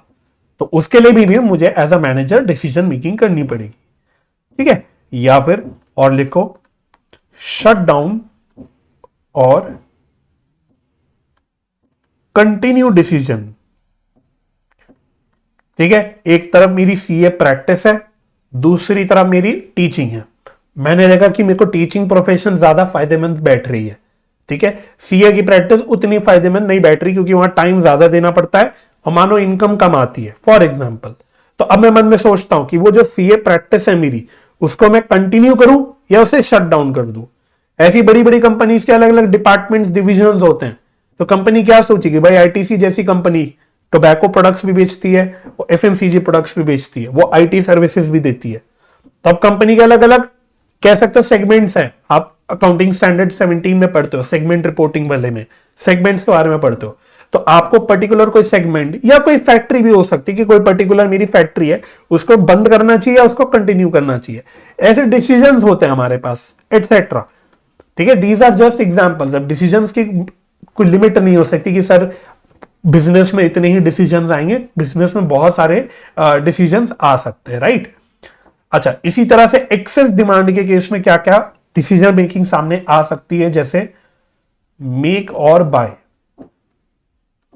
मेक और बाय दैट इज इनसोर्सिंग और आउटसोर्सिंग। ये डिसीजन जनरली जैसे फॉर एग्जांपल ऑटोमोबाइल कंपनीज को बहुत लेनी पड़ती है, जो गाड़ियां वगैरह बनाती है। तो उनके पास उनको बहुत सारे पार्ट्स की जरूरत पड़ती है। आप समझ सकते हो भाई गाड़ी में कितने सारे पार्ट्स लगते हैं। तो कंपनी के पास ऑप्शन होता है कि वो कोई पर्टिकुलर पार्ट खुद बनाए अंदर ही अपनी फैक्ट्री में या कहीं बाहर से खरीदे। ठीक है ना, तो ये एक डिसीजन होता है। जैसे मोबाइल्स में भी होता है, बहुत सारी स्पेशली जो चाइनीज मोबाइल कंपनीज होती है, वो जो कैमरा लगाती है, जो कैमरा होता है उसमें कैमरा के जो सेंसर्स होते हैं वो किसी और कंपनी के होते हैं, जनरली सोनी कंपनी से खरीदती है। ठीक है, बहुत सारी कंपनीज जो भी एमुलेट डिस्प्लेस देती है जो मोबाइल पे, है ना, वो सैमसंग से बनवाती है, सैमसंग से खरीदती है। तो मोबाइल कंपनीज के पास भी दो ऑप्शन है, या तो वो अपने पार्ट्स जैसे कैमरा सेंसर्स हो गए, डिस्प्ले हो गए, खुद बनाए अपनी फैक्ट्री के अंदर ही, या किसी और कंपनी से खरीद के उसे बस असेंबल करे। तो ये मेक और बाय होता है कि या तो अपने पार्ट्स खुद बनाओ या कहीं से बाहर से बाय करो। ठीक है, इसी तरह से इस पे तो बहुत क्वेश्चन आते हैं। प्रोडक्ट मिक्स डिसीजन अंडर की फैक्टर, ये सबसे इंपॉर्टेंट रहता है, इसका क्वेश्चन भी हम लोग करेंगे। ठीक है, हर डिसीजन मेकिंग का ऑफकोर्स क्वेश्चन नहीं है, गिवन भी नहीं है आपके स्टडी मैट में, लेकिन कई सारे हमें करने भी हैं। जैसे शटडाउन वाला कराऊंगा, प्रोडक्ट मिक्स वाला पक्का करेंगे हम लोग कि भाई आपको प्रोडक्ट बनाने, बट आपके पास रिसोर्सेज लिमिटेड है। की फैक्टर मतलब कोई पर्टिकुलर रिसोर्स आपके पास लिमिटेड है। आपको जो प्रोडक्ट बनाना है उसके लिए आपको जो रॉ मटेरियल चाहिए वो आपके पास लिमिटेड अवेलेबल है। ठीक है, आप 3 तरह के प्रोडक्ट बना रहे हो, लेकिन तीनों में जो रॉ मटेरियल लगते हैं वो लिमिटेड है, आपके पास लिमिटेड क्वांटिटी में अवेलेबल है। तो अब आप किस मिक्स में अपने प्रोडक्ट बनाओ, तीनों प्रोडक्ट्स की कितनी कितनी क्वांटिटी बनाओ जो आपके लिए सबसे ज्यादा प्रॉफिटेबल रहे, क्योंकि आप अनलिमिटेड तो बना नहीं सकते क्योंकि आपके पास रॉ मटेरियल ही कम है। ठीक है, तो इस तरह के सिनेरियो में फिर अगेन हमें डिसीजन मेकिंग करनी पड़ती है। या फिर एक और सेल्स मिक्स डिसीजन, अभी मैं कराने वाला हूं इसके ऊपर भी क्वेश्चन अभी थोड़ी देर में। सेल्स मिक्स डिसीजन, ठीक है, प्रोडक्ट मिक्स मतलब बनाने की बात हो रही है, सेल्स मिक्स मतलब कितने यूनिट्स बेचने चाहिए। सिमिलर है दोनों की डिसीजन, मतलब ये हमें डिसीजन लेने पड़ते हैं कि अगर आप more than one type of product बना रहे हो तो किसके कितने यूनिट बनाओ या किसके कितने यूनिट बेचो, इस तरह के डिसीजन हमको लेने पड़ते हैं। ठीक है, या फिर सेल और फर्दर प्रोसेसिंग, ये तो वैसे आपने पिछले चैप्टर में सीखा था। सेल या फर्दर प्रोसेसिंग जैसे जॉइंट प्रोडक्ट के केस में आपने देखा था कि जॉइंट प्रोडक्ट को आप या तो स्प्लिट ऑफ पॉइंट पे बेच सकते हो या फिर आप उसको फर्दर प्रोसेस करके फिर बाद में बेच सकते हो। तो हमने ये डिसीजन वैसे उस अपने चैप्टर में ऑलरेडी लेना सीख लिया है कि कैसे आप या तो स्प्लिट ऑफ पॉइंट पे प्रोडक्ट बेचोगे या फर्दर प्रोसेस करके बेचोगे, इसकी डिसीजन कैसे ली जाती है, तो ये आपने उस चैप्टर में भी देखा था, राइट। तो इस तरह के डिसीजन हमको यहाँ पे लेने पड़ते हैं एटसेट्रा, मतलब और भी हो सकते हैं, ये मैं आपको सिर्फ एक इलस्ट्रेटिव लिस्ट लिखवा रहा हूँ। ठीक है ना, तो आपका जो सीए इंटर का जो कंटेंट है उसमें लिमिटेड टाइप ऑफ क्वेश्चन है, लेकिन आप जब बीकॉम वगैरह में जाओगे, क्योंकि वहां पे मैनेजमेंट अकाउंटिंग अलग ही सब्जेक्ट होता है, तो वहां पे ज्यादा वेराइटी ऑफ क्वेश्चंस आपको करने को मिलते हैं। ठीक है, बट मैं कोशिश करूंगा कि कुछ क्वेश्चंस मैं आपको एक्स्ट्रा कराऊं apart from study mat, but पहले मेरा स्टडी मटेरियल कवर करना मेन ऑब्जेक्टिव है। उसके बाद लगा टाइम है तो मैं आपको एक्स्ट्रा क्वेश्चन डिसीजन मेकिंग भी कराऊंगा कि जो पर्टिकुलर डिसीजन के अगर आपके क्वेश्चंस कवर नहीं हो पाए तो मैं आपको किसी और सोर्स के थ्रू क्वेश्चन कराऊंगा। ठीक है, बट अभी नहीं, वो पहले हमको अपना स्टडी मैट वाला पार्ट कवर करना है। तो अब आप नेक्स्ट पॉइंट लिखो, for decision making various types of cost have to be analysed. तरह तरह के कॉस्ट आपको एनालाइज करने पड़ते हैं in terms of their relevance. तो क्योंकि आपको अभी बताया ना मैंने कि हमें रेलिवेंट कॉस्ट ही लेना है डिसीजन मेकिंग के लिए। अगर कोई कॉस्ट है इररेलिवेंट है तो वो हमको कंसिडर करना ही नहीं, वो इग्नोर करना है for the sake of decision making.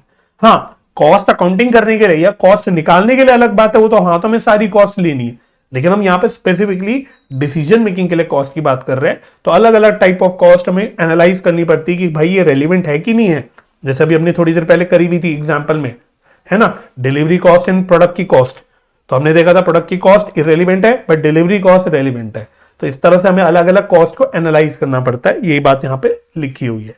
ठीक है, अब यहाँ पे ऑफ कोर्स आटे की कॉस्ट और डिलीवरी कॉस्ट ये तो नहीं आएगा ना, यहाँ पे हमें अपने टेक्निकल कॉस्ट की बात करनी है कि कैसे कैसे कॉस्ट आते हैं। तो आप लिख लो such as historical cost, historical cost, sunk cost, opportunity cost, notional cost, shutdown cost, etcetera. ठीक है, ये एग्जाम्पल्स है और इसको मैं थोड़ा सा आपको आपके स्टडी मैट पे लेके आता हूं। तो पहले यहां तक तो लिख लो, फिर मैं आगे आता हूं, मैं आपको स्टडी मैट पे लेके आता हूं। एक टेबल दे रखी है आपके स्टडी मटेरियल पे इन कॉस्ट के ऊपर कि वेदर ये पर्टिकुलर कौन सी कॉस्ट रेलिवेंट है कौन सी इररेलिवेंट है। तो पहले यहां तक नोटिंग कर लो, यहां तक सब कुछ लिख लिया आपने मेरे साथ साथ, ठीक है। एक स्टार पॉइंट और लिख लो, फिर लेके आता हूं, ताकि लिखने का काम फिलहाल के लिए खत्म हो जाएगा। स्टार डाल के लिखो ट्यूटोरियल नोट, ट्यूटोरियल नोट, ठीक है। जो बात मैंने आपको वैसा भी थोड़ी देर पहले ओरली बोली थी, decision making questions can be solved by applying simple logic, ठीक है ना। तो जैसे मैंने आपको ऊपर लिस्ट ऑफ डिसीजंस लिखवाए कि क्या क्या हमें डिसीजंस लेने पड़ते हैं, तो भाई हर डिसीजन के लिए ऐसा नहीं है कि कोई फॉर्मूला है जो आपको बैठ के रट के बैठना है, एकदम बड़े बड़ी स्टेटमेंट्स रटनी है, नहीं। आपको अल्टीमेटली जब आपके पास प्रॉब्लम्स आएंगे, आपको अपने लॉजिक अप्लाई करके डिसीजन लेनी पड़ेगी, ठीक है। हाँ, अब वो लॉजिक लगाने के लिए आपको कुछ कैलकुलेशंस वगैरह करनी पड़ सकती है, वो करने के लिए हम लोग बेसिकली सीवीपी एनालिसिस का सहारा लेते हैं, दैट्स द मेन पॉइंट, ठीक है ना। तो मैं 2 मिनट के लिए आपको स्टडी मैट पे लेके आता हूं, आपको फिलहाल चाहे तो खोलने की जरूरत नहीं है, आप यहीं पे स्क्रीन पे देखते रहो मेरे साथ साथ, ठीक है। तो इसको आपको एक बार रीड जरूर करना है, मैं ये नहीं कह रहा कि रट के जाओ। आपका पेज नंबर है, आप चाहे पेज नंबर अपने पास नोट कर लो 14.34, ठीक है। तो मैं यहां पे लिख भी देता हूं अपने नोट्स में, यहां पे ऊपर रेफर पेज 14.34, ठीक है। आप भी चाहे अपने नोट्स में यहां पे लिख लो, ताकि जब बाद में रिवाइज करो तो आपको लिंकिंग रहेगी। तो आपको पेज नंबर 14.34 पे एक छोटी सी टेबल दे रखी है अलग अलग कॉस्ट की, ठीक है। तो बस एक बार गो थ्रू करना है मेरे साथ साथ, आप गो थ्रू कर लो। अलग अलग कॉस्ट की यहां पे बात करी है, जैसे पहली कॉस्ट बोली है हिस्टोरिकल कॉस्ट, ठीक है। हिस्टोरिकल कॉस्ट नाम से समझ आ रहा है, हिस्टोरिकल बोले तो जो कॉस्ट हिस्टोरिकल मतलब पास्ट में आप इनकर कर चुके हो, that cost has already been incurred and do not affect the decision. जो कॉस्ट आप ऑलरेडी अगर कुछ इनकर कर चुके हो, तो अब आपके लिए वो डिसीजन मेकिंग के लिए रेलिवेंट नहीं है।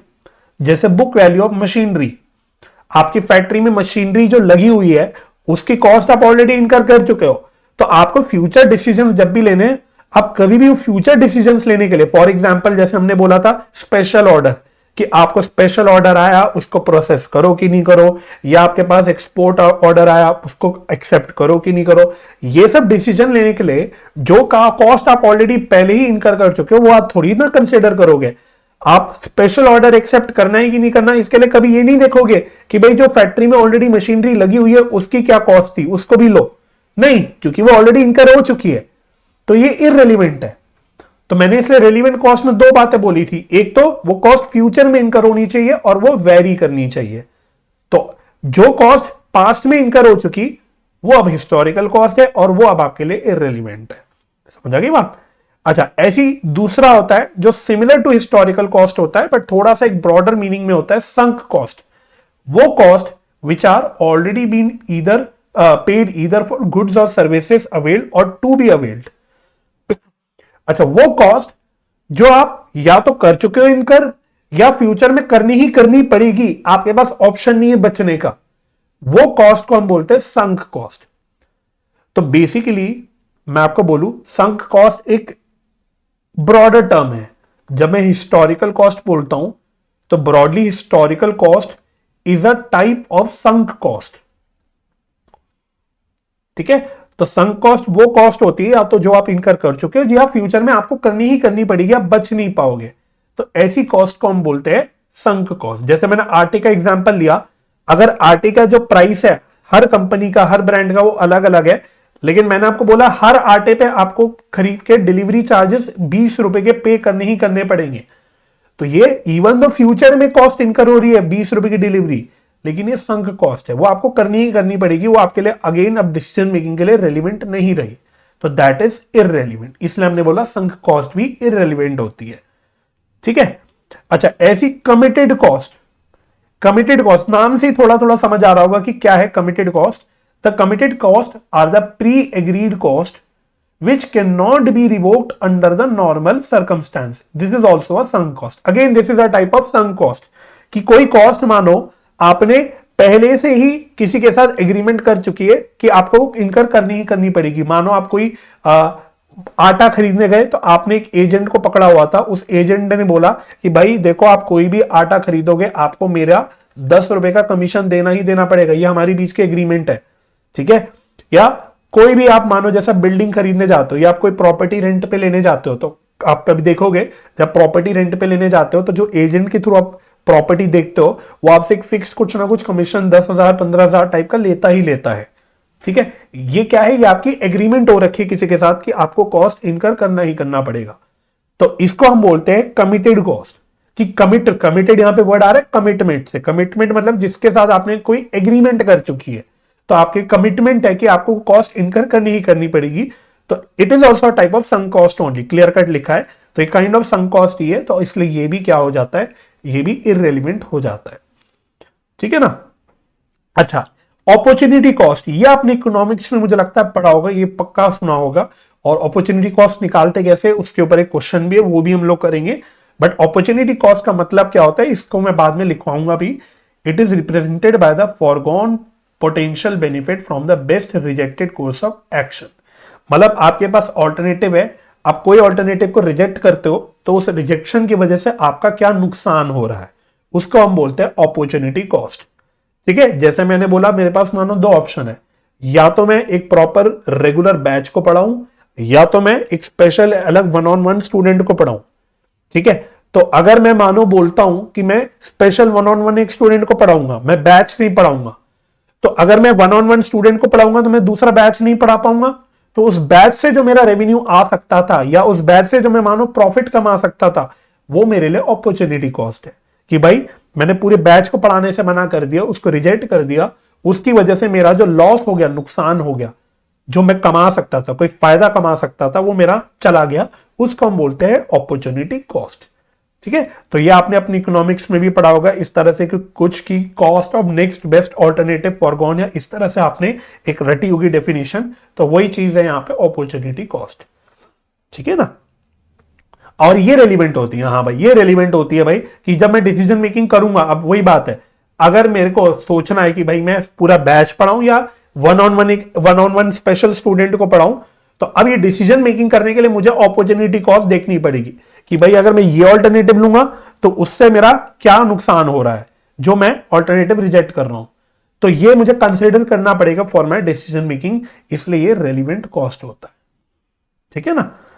अच्छा, फिर अगला नोशनल या इंप्यूटेड कॉस्ट, ये भी एक टाइप ऑफ कॉस्ट होता है, ये स्पेसिफिकली इसी सब्जेक्ट में आता है, इसको आप कभी भी अपने फाइनेंशियल अकाउंटिंग में नहीं लेते नोशनल कॉस्ट को। तो नोशनल कॉस्ट क्या होता है, notional cost are relevant for decision making, तो पहली बात तो ये तो रेलिवेंट है only if company is actually forgoing benefits by employing its resources to alternative course of action. इसका एग्जांपल पढ़ोगे तो ज्यादा बेहतर समझ आएगा।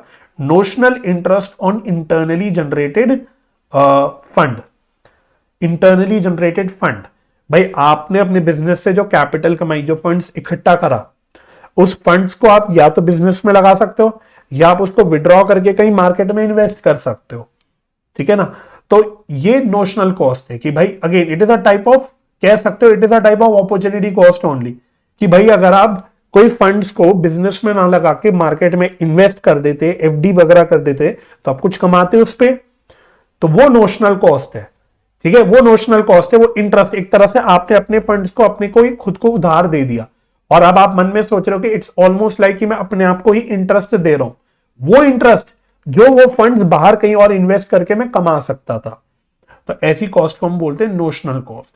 इसका एक और एग्जांपल होता है नोशनल रेंट, आपने सुना होगा ये टर्म नोशनल रेंट, कि मानो मैं कोई बिजनेस कर रहा हूं अपनी खुद की ओन्ड प्रॉपर्टी पे, ठीक है। तो ऑब्वियसली अगर मैं बिजनेस कर रहा हूं, मानो मैं क्लासेस ले रहा हूं अपनी खुद की प्रॉपर्टी पे ले रहा हूं, मैं अपने घर के खुद के घर पे क्लासेस वगैरह ले रहा हूं, तो ऑब्वियसली बात है कि मैं अपने आप को तो रेंट दूंगा नहीं, लेकिन मैं मन में सोचता हूं भाई यही प्रॉपर्टी अगर मैंने रेंट पे ली होती या मुझे लेनी पड़ती किसी और से रेंट पे, तो मुझे कुछ रेंट देना पड़ता, तो मैं नोशनली सोच लेता हूं कि इसकी मतलब कुछ रेंटल वैल्यू तो होगी, तो उसको हम बोलते हैं नोशनल रेंट, ठीक है ना। तो ये बेसिकली होती है नोशनल कॉस्ट, ठीक है। और फिर होती है आपकी शटडाउन कॉस्ट, ये स्पेसिफिक कॉस्ट है जो तभी काम में आती है जब आपको शटडाउन डिसीजन लेने होते हैं, ठीक है। तो वो हम करेंगे भी, उसके ऊपर भी क्वेश्चन है आपके पास, हमें जब शटडाउन डिसीजंस लेने होते हैं तो हम शट डाउन कॉस्ट लेते हैं। तो when an organisation suspends its manufacturing operations, certain fixed expenses can be avoided. कि अगर मानो फैक्ट्री थी, मैंने बोला मैं अपनी फैक्ट्री बंद कर दूंगा, तो ऑब्वियस ही बात है, जब मैं फैक्ट्री बंद कर दूंगा तो मुझे फैक्ट्री का रेंट नहीं देना पड़ेगा। अब फैक्ट्री का रेंट एक फिक्स्ड कॉस्ट होता है, तो फैक्ट्री सस्पेंड करने से या शट डाउन करने से मुझे फिक्स्ड कॉस्ट जो है मेरा rent in the form rent वो नहीं देना पड़ेगा। तो ये मेरी शट डाउन कॉस्ट हो जाती है, ये एक तरह से अवॉइडेबल कॉस्ट है। ठीक है, कि अगर मैं शट डाउन कर दूंगा तो मेरी ये वाली कॉस्ट बच जाएगी, मुझे कॉस्ट इनकर नहीं करनी पड़ेगी। ठीक है, and certain extra fixed expenses may be incur depending upon the nature of the industry. लेकिन कुछ ऐसे खर्चे भी हो सकते हैं जो मानो मेरे को हो सकता है इनकर करने पड़े, चाहे मैं फैक्ट्री बंद करूं चाहे मैं फैक्ट्री ना बंद करूं। ठीक है, by closing down the manufacturing the organisation will save variable cost of production as well as some discretionary fixed cost. This particular discretionary cost is known as shut down cost. ठीक है, और ये आपके लिए डिसीजन मेकिंग के लिए क्या होती है, रेलिवेंट होती है। ठीक है, तो इसके ऊपर मैं ज्यादा टाइम नहीं दे रहा फिलहाल, क्योंकि इसके ऊपर क्वेश्चन भी है, प्रैक्टिकल फिगर्स के साथ जब करेंगे तो आपको बेहतर खुद ही समझ आ जाएगा कि कैसे हमें यूज करना होता है इसका, ये क्या होता है। इसलिए मैं अभी इस पर ज्यादा फिलहाल टाइम दे नहीं रहा। तो I just wanted to show you कि इस टेबल को आप एक बार रीड कर लेना। मैं ये नहीं कह रहा कि रटना है, इसको आप एक दो बार रीड कर लेना, बस मेक श्योर कर लेना कि मेन बातें आपको समझ आ रही कि नहीं आ रही, कि कौन सी कॉस्ट रेलिवेंट है क्यों, कौन सी कॉस्ट इररेलेवेंट है और क्यों। तो ये आपको समझ आनी चाहिए, you should have basic understanding, that's all. ठीक है ना, बाकी कोई आपसे रटी रटाई ऐसा कोई चीज पूछेगा नहीं, मुझे नहीं लगता। तो बस मेरे को आपको एक बार दिखाना था। ठीक है, तो आओ फिलहाल के लिए कॉन्सेप्ट से बाहर आते हैं, थोड़ा क्वेश्चन भी मुझे आपको दिखाना है। तो एक क्वेश्चन आपको दिखाता हूं, बड़ा अच्छा क्वेश्चन है और वही डिसीजन मेकिंग वाला ही टाइप ऑफ क्वेश्चन है। तो प्रैक्टिकल क्वेश्चन नंबर आपका है आई थिंक 20। तो आप अपने स्टडी मैट पे थोड़ी देर के लिए आ सकते हो। प्रैक्टिकल क्वेश्चन नंबर 20 पे आना है आपको। तो आओ फटाफट से प्रैक्टिकल क्वेश्चन नंबर 20 पे।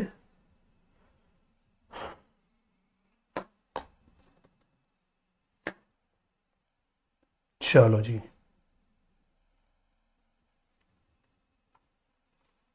ये रहा भाई प्रैक्टिकल क्वेश्चन नंबर 20। ठीक है, तो एक it's a kind of decision making question, आप कह सकते हो सेल्स मिक्स डिसीजन से रिलेटेड है। चलो तो पढ़ो क्या कहता है ये। और इस क्वेश्चन से कुछ आपको एक नई सी चीज भी सीखने को मिलेगी। वो कह रहा है Preesha Limited manufactures 3 different products. समझ जाना भाई, जब भी मोर देन 1 प्रोडक्ट होते हैं ना तो सतर्क हो जाना कि वो कुछ हमको मिक्स की बात करनी है भाई, प्रपोर्शन कि कौन से प्रोडक्ट की कितनी quantity. And the following information has been collected from the books of accounts. तो ए बी सी हमारे 3 प्रोडक्ट्स हैं, इसकी आपको सेल्स मिक्स बता रखी। सेल्स मिक्स का फिलहाल आप मतलब समझ गए हो कि 40% हम प्रोडक्ट ए का बनाते हैं, 35% प्रोडक्ट हम लोग प्रोडक्ट बी का बनाते हैं और 25% हम प्रोडक्ट सी का बनाते हैं। कुल मिला के 100% हो गया। तो मेरी टोटल जितनी भी आउटपुट होता है, टोटल मेरी जितनी भी कैपेसिटी है मानो, उसका 40% मैं ए पे करता हूं, बी का 35% और सी पे 25%। ठीक है, और फिर कहता है तीनों की सेलिंग प्राइस दे रहा है, तीनों की वेरिएबल कॉस्ट दे रहा है। तो आप वैसे इतने पार्ट से तीनों की कंट्रीब्यूशन पर यूनिट भी निकाल सकते हो। अच्छा, फिर टोटल फिक्स कॉस्ट बता रहा है तो 18 लाख हो गई, और टोटल सेल्स बता रहा है 60 लाख, मतलब तीनों प्रोडक्ट्स की मिला के सेल कितनी होगी 60 लाख।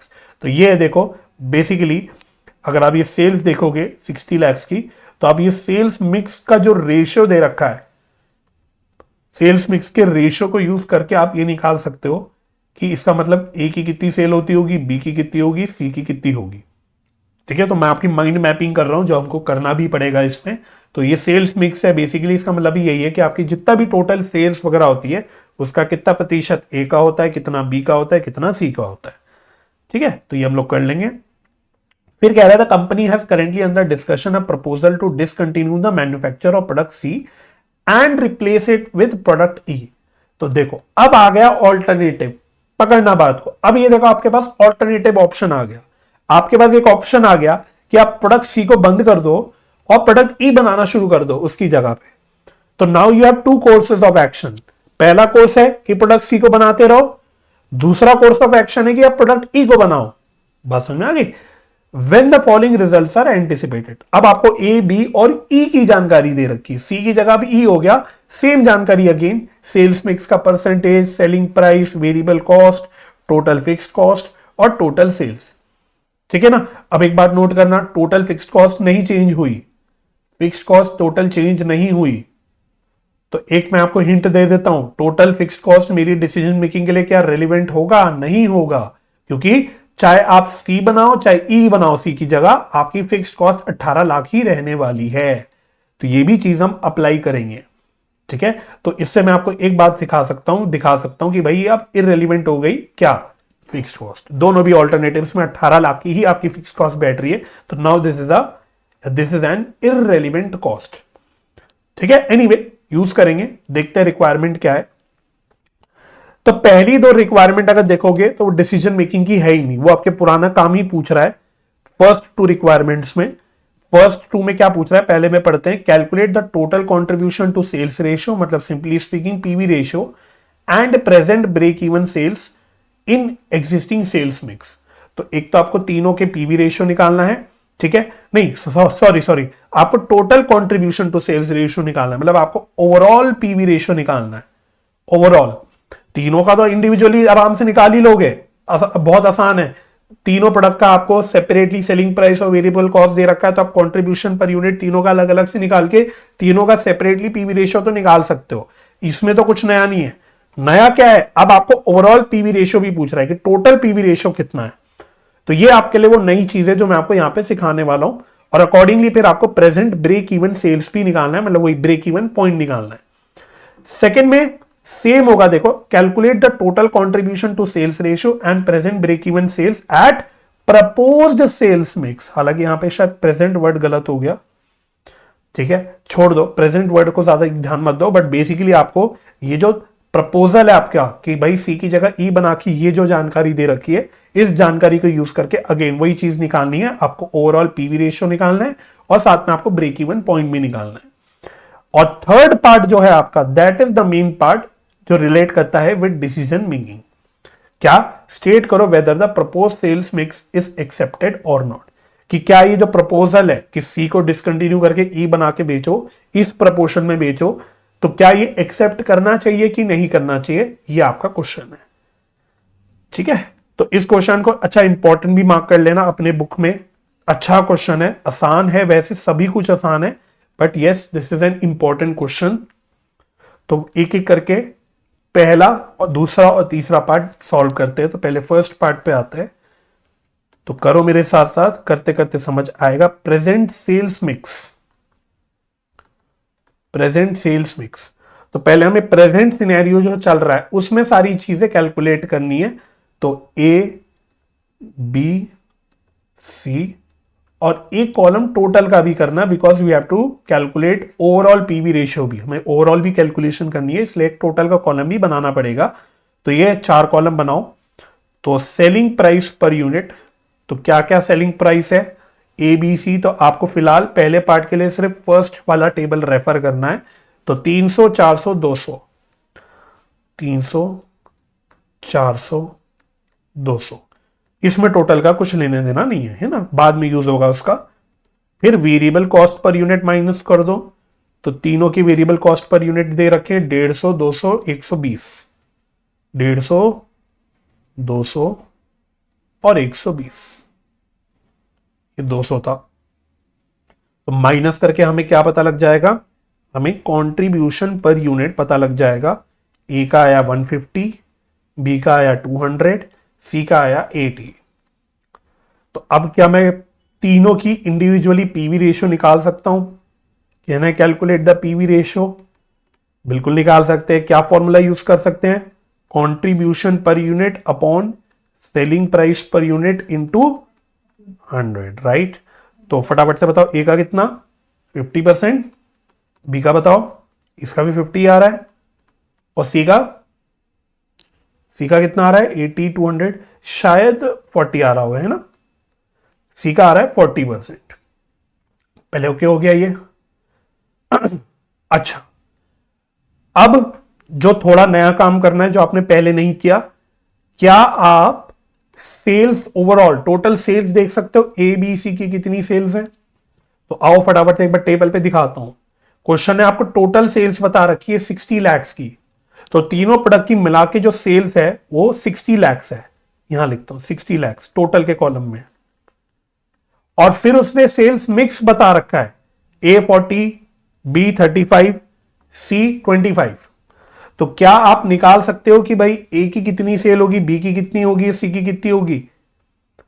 तो क्या मैं इसको सीधा सीधा 40:35:25 यानी सीधा सीधा टोटल सेल्स को सेल्स मिक्स के परसेंटेज से मल्टीप्लाई कर दूं तो मेरे को प्रोडक्ट वाइज सेल्स पता लग जाएगी। तो बिल्कुल पता लग जाएगी। तो मुझे बताओ 60 लैक्स का 40% ये आता है 24 लैक्स। 60 लैक्स का 35% कितना आता है, ये आता है 21 लैक्स। और 25% आता है 15 लाख। ठीक है, उसके बाद सेल्स मुझे पता लग गई, प्रोडक्ट वाइज तीनों की सेल्स पता लग गई, मुझे प्रोडक्ट वाइज पीवी रेशियो भी पता है तीनों के। तो क्या अब मैं ओवरऑल कंट्रीब्यूशन निकाल सकता हूं कितनी है।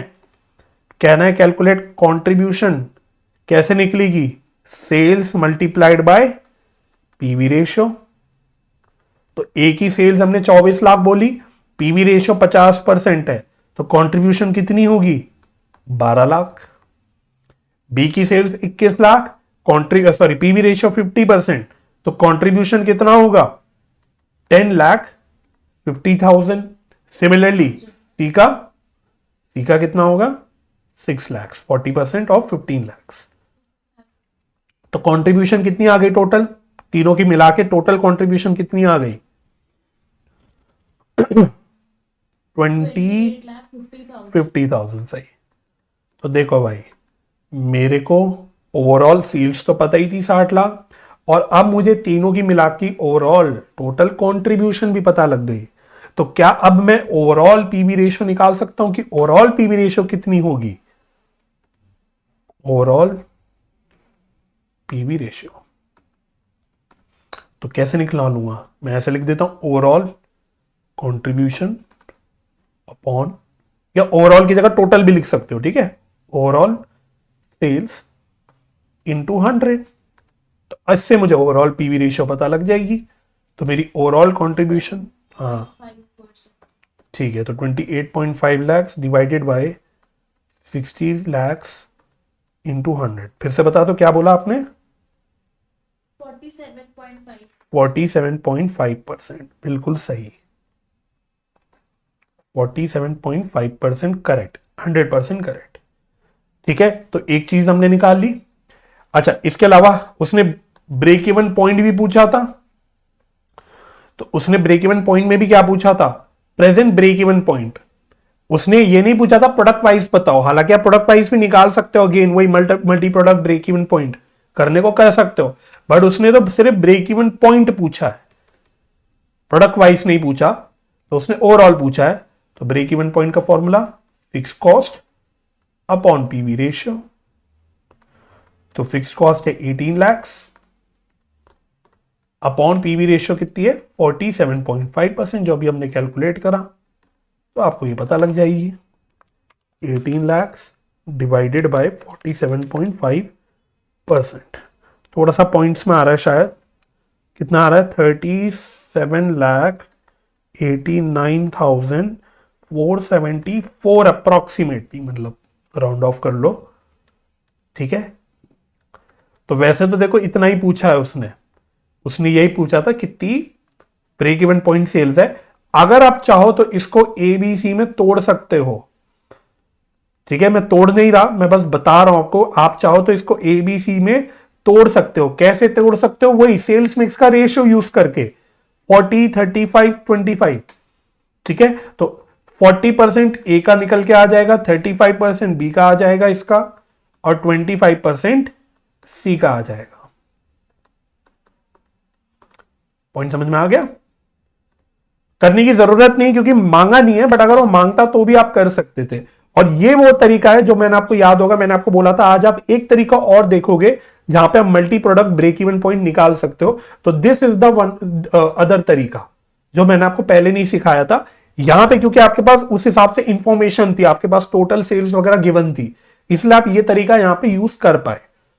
ठीक है, हालांकि आप यहां पे अपना वो पुराना तरीका भी यूज कर सकते हो, common fix cost upon composite contribution per unit, तो भी आपका आंसर अल्टीमेटली सेम ही आएगा। बट ये भी एक और तरीका है कि आप टोटल ब्रेक इवन पॉइंट अगर निकाल रहे हो तो उसको सीधा सीधा सेल्स मिक्स रेशियो में बांट दो, तो आपको product wise break even point पता लग जाएंगे। ठीक है जी, मुझे बताओ फर्स्ट पार्ट में कोई प्रॉब्लम, कोई डाउट, कोई कंफ्यूजन कुछ है, कोई प्रॉब्लम तो पूछ लो भाई, नहीं है तो सेकंड पार्ट आपको अपने आप करना है, अभी, बाद में नहीं, अभी करना है, क्योंकि हमें बाद में इसको यूज भी करना है। तो जरा मैं आपको दे रहा हूं कितना, आई थिंक मैक्सिमम 8 मिनट्स दूंगा तो मोर देन इनफ है। सेम काम आपको करना है, अगेन रिपीट टेलीकास्ट करना है आपको अब, लेकिन बस नई टेबल को रेफर करके करना है, सी को रिप्लेस करना है विद ई। ठीक है, क्योंकि सेकंड पार्ट में बिल्कुल सेम चीज मांगी है उसने, ओवरऑल पीवी रेशियो मांगा है और आपसे ब्रेक इवन पॉइंट मांगा है। ठीक है, तो हम आंसर वेरीफाई कर लेंगे। तो I am giving you 8 minutes, तो आप इसको करो, मैं आपसे 8 मिनट में मुलाकात करूंगा। ठीक है, तो 1:22 पे मेरी घड़ी के हिसाब से मैं वेट करूंगा और फिर आपसे मुलाकात करूंगा। ठीक है, तो तब तक आप करो। आओ जी, तो बताओ फटाफट से क्या आंसर आया सेकंड पार्ट का आपका। तो सबसे पहले ओवरऑल पीवी रेशियो क्या आया? 50%। वेरी गुड, बिल्कुल सही। और फिर ब्रेक इवन पॉइंट कैसा, मतलब कितना आया? 36 लैक्स, बिल्कुल सही, करेक्ट। तो वेरी गुड, आपको एक नजरिया और मिल गया चीजें कैलकुलेट करने का, तो बिल्कुल सही आपका ये जवाब हो गया, राइट। चलो, तो सेकंड पार्ट भी मेरी तरफ से मतलब हमारा वैसे डन हो गया। अब मेन थर्ड पार्ट पे आता है, दैट इज डिसीजन मेकिंग।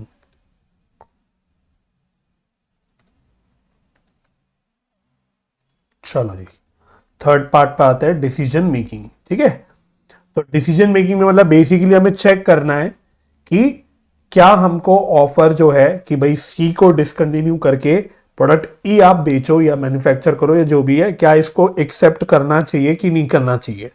तो मैंने आपको एक हिंट पहले ही दे दिया था, वो क्या था कि डिसीजन मेकिंग लेते वक्त आपके लिए कौन सी कॉस्ट इररिलेवेंट हो गई? फिक्स्ड कॉस्ट इररिलेवेंट हो गई, बिकॉज दोनों भी केसेस में मेरी फिक्स्ड कॉस्ट कितनी दिखा रहा है? वो 18 लाख ही दिखा रहा है। हाँ, अगर दोनों भी केसेस में मेरी फिक्स्ड कॉस्ट अलग होती तो फिर वो भी रेलिवेंट हो जाती। तो अब मेरे को अगर डिसीजन मेकिंग लेनी है कि क्या मेरे ओवरऑल एज अ कंपनी मेरे लिए सी प्रोडक्ट बना के बेचना ज्यादा सही है या ई बनाना, तो फिर मैं अब क्या देखूंगा? मैं सिंपली देखूंगा, ध्यान से सुनना, मैं सिंपली दोनों के कंट्रीब्यूशन को और पीवी रेशियो को कंपेयर कर लूंगा। मैं दोबारा बोलता हूं, मैं सिंपली दोनों के कंट्रीब्यूशन को और पीवी रेशियो को कंपेयर कर लूंगा। ठीक है, तो मुझे जरा एक चीज और बता दो, फिर मैं आपको करवाता हूं। आपने जब ये सेकंड पार्ट सॉल्व किया होगा तो आपका टोटल कंट्रीब्यूशन मतलब ए बी और ई का मिला के कितना आया था? मुझको एक बार ये भी जरा बता दो। 32 लाख, ठीक है। तो आप पता क्या करोगे? आप अपने डिसीजन मेकिंग के लिए खाली कंट्रीब्यूशन को कंपेयर कर लो। यहां पे 32 लाख था और यहां पे कितना आया था हमारा टोटल कंट्रीब्यूशन? 28,50,000। तो आप सीधा सीधा कंट्रीब्यूशन को कंपेयर कर लो कि ओवरऑल दोनों में से कौन से ऑप्शन में मैं ज्यादा कंट्रीब्यूशन कमा रहा हूं, और साथ साथ पीवी रेशियो को भी कंपेयर कर लो। तो आपको क्या पता लगेगा? आप देखोगे कि पहले ऑप्शन में 28.5 लाख का कंट्रीब्यूशन था और 47.5% का पीवी रेशियो था, वहीं इस ऑप्शन में मेरे पास ज्यादा कंट्रीब्यूशन कमा रहा हूं 32 लाख का और मेरा पीवी रेशियो भी ज्यादा है 50%। फिक्स कॉस्ट देखने की जरूरत नहीं। आप बोलोगे सर दोनों में प्रॉफिट को देख लो, लेकिन प्रॉफिट देख सकते हो, लेकिन आपके लिए फिक्स कॉस्ट तो इररिलेवेंट है। दोनों के केस में फिक्स कॉस्ट सेम है, अलग अलग क्या है? कंट्रीब्यूशन। ये मेरे लिए रेलिवेंट बन गया। तो the point I am trying to make is कि यहां पे जो आप कंट्रीब्यूशन कमा रहे हो वो रेलिवेंट है, क्योंकि दोनों केसेस में मेरे कंट्रीब्यूशन अलग अलग हैं। दोनों केसेस में मेरे लिए जो कंट्रीब्यूशन है वो अलग अलग है। तो these two are relevant for my decision making. ठीक है। हाँ, प्रॉफिट अलग अलग आएंगे, दोनों में प्रॉफिट भी अलग आएंगे, लेकिन प्रॉफिट निकालने के लिए हमें बस कंट्रीब्यूशन में से फिक्स कॉस्ट माइनस करना होता है, वो दोनों भी ऑप्शन में सेम है, तो दैट बिकम्स इररिलेवेंट। पॉइंट समझ में आ गया? तो आपको अल्टीमेटली बस क्या लिखना है, आप ये मेंशन कर दोगे बात जो मैंने आपको समझाई, तो बस लिख लो यहां पे मेरे साथ साथ, we will have to select, we will have to select the alternative with better profitability। तो मेरे लिए प्रॉफिटेबल ज्यादा जो है, मैं वो ऑल्टरनेटिव सेलेक्ट करूंगा, लेकिन मैंने से प्रॉफिटेबिलिटी दैट डजंट मीन कि मैं एक्चुअल प्रॉफिट निकालूंगा, क्योंकि फिक्स्ड कॉस्ट तो मेरे लिए रेलिवेंट है ही नहीं। ठीक है, तो आपको भली बात ही पता है वैसे तो profit contribution minus fixed cost होता है, लेकिन यहां पे मैं चेक कर रहा हूं दोनों ऑप्शन में ये जो कंट्रीब्यूशन है वो डिफरेंट आ रहा है, फिक्स कॉस्ट सेम है, तो ये मेरे लिए इररेलेवेंट बन गया, फिक्स कॉस्ट मेरे लिए इररेलेवेंट बन गया। तो यही बात मैं अब मेंशन कर लूंगा। तो अब लिखो नीचे, since fix cost under both the options या ऑल्टरनेटिव्स भी लिख सकते हो, is same, hence it is an irrelevant cost, it is an irrelevant cost for decision making।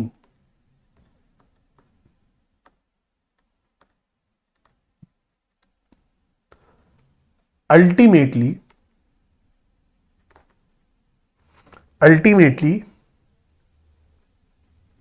we will make the decision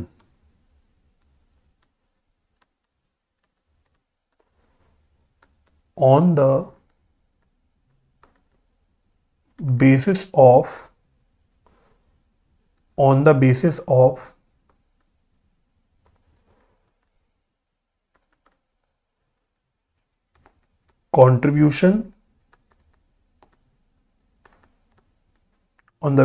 contribution, and PV ratio. ठीक है, तो final advice क्या दोगे आप? What will be your final advice? Company should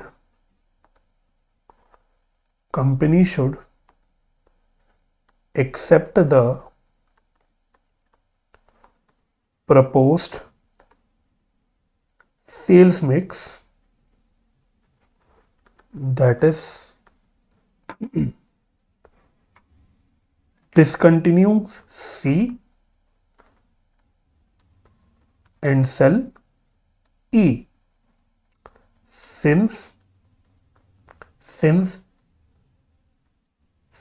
since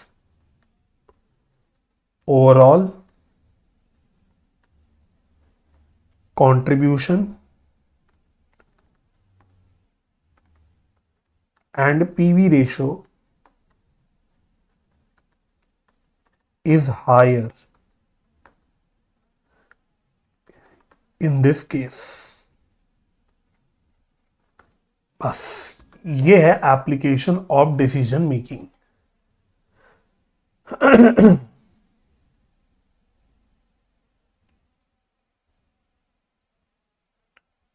चलो, तो note कर लो इसको, और अगर कोई डाउट है तो आप मुझसे पूछ सकते हो।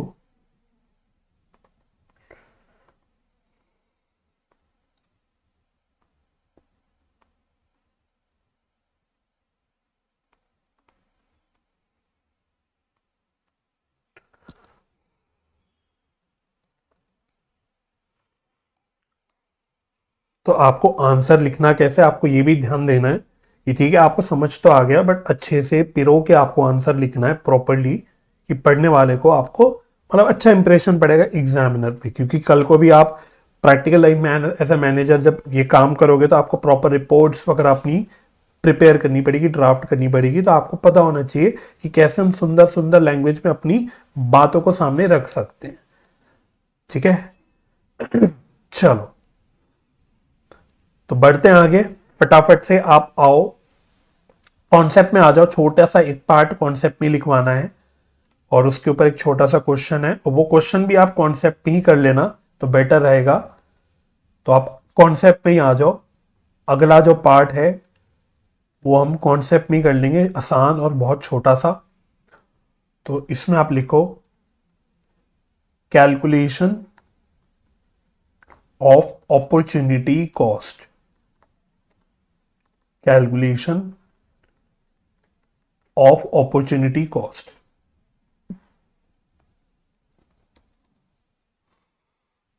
चलो जी। तो पहले इसमें अपॉर्चुनिटी कॉस्ट का मीनिंग लिख लो, जो आप बचपन में लिखते थे अपने इकोनॉमिक्स सब्जेक्ट में। Opportunity cost is the cost of next best alternative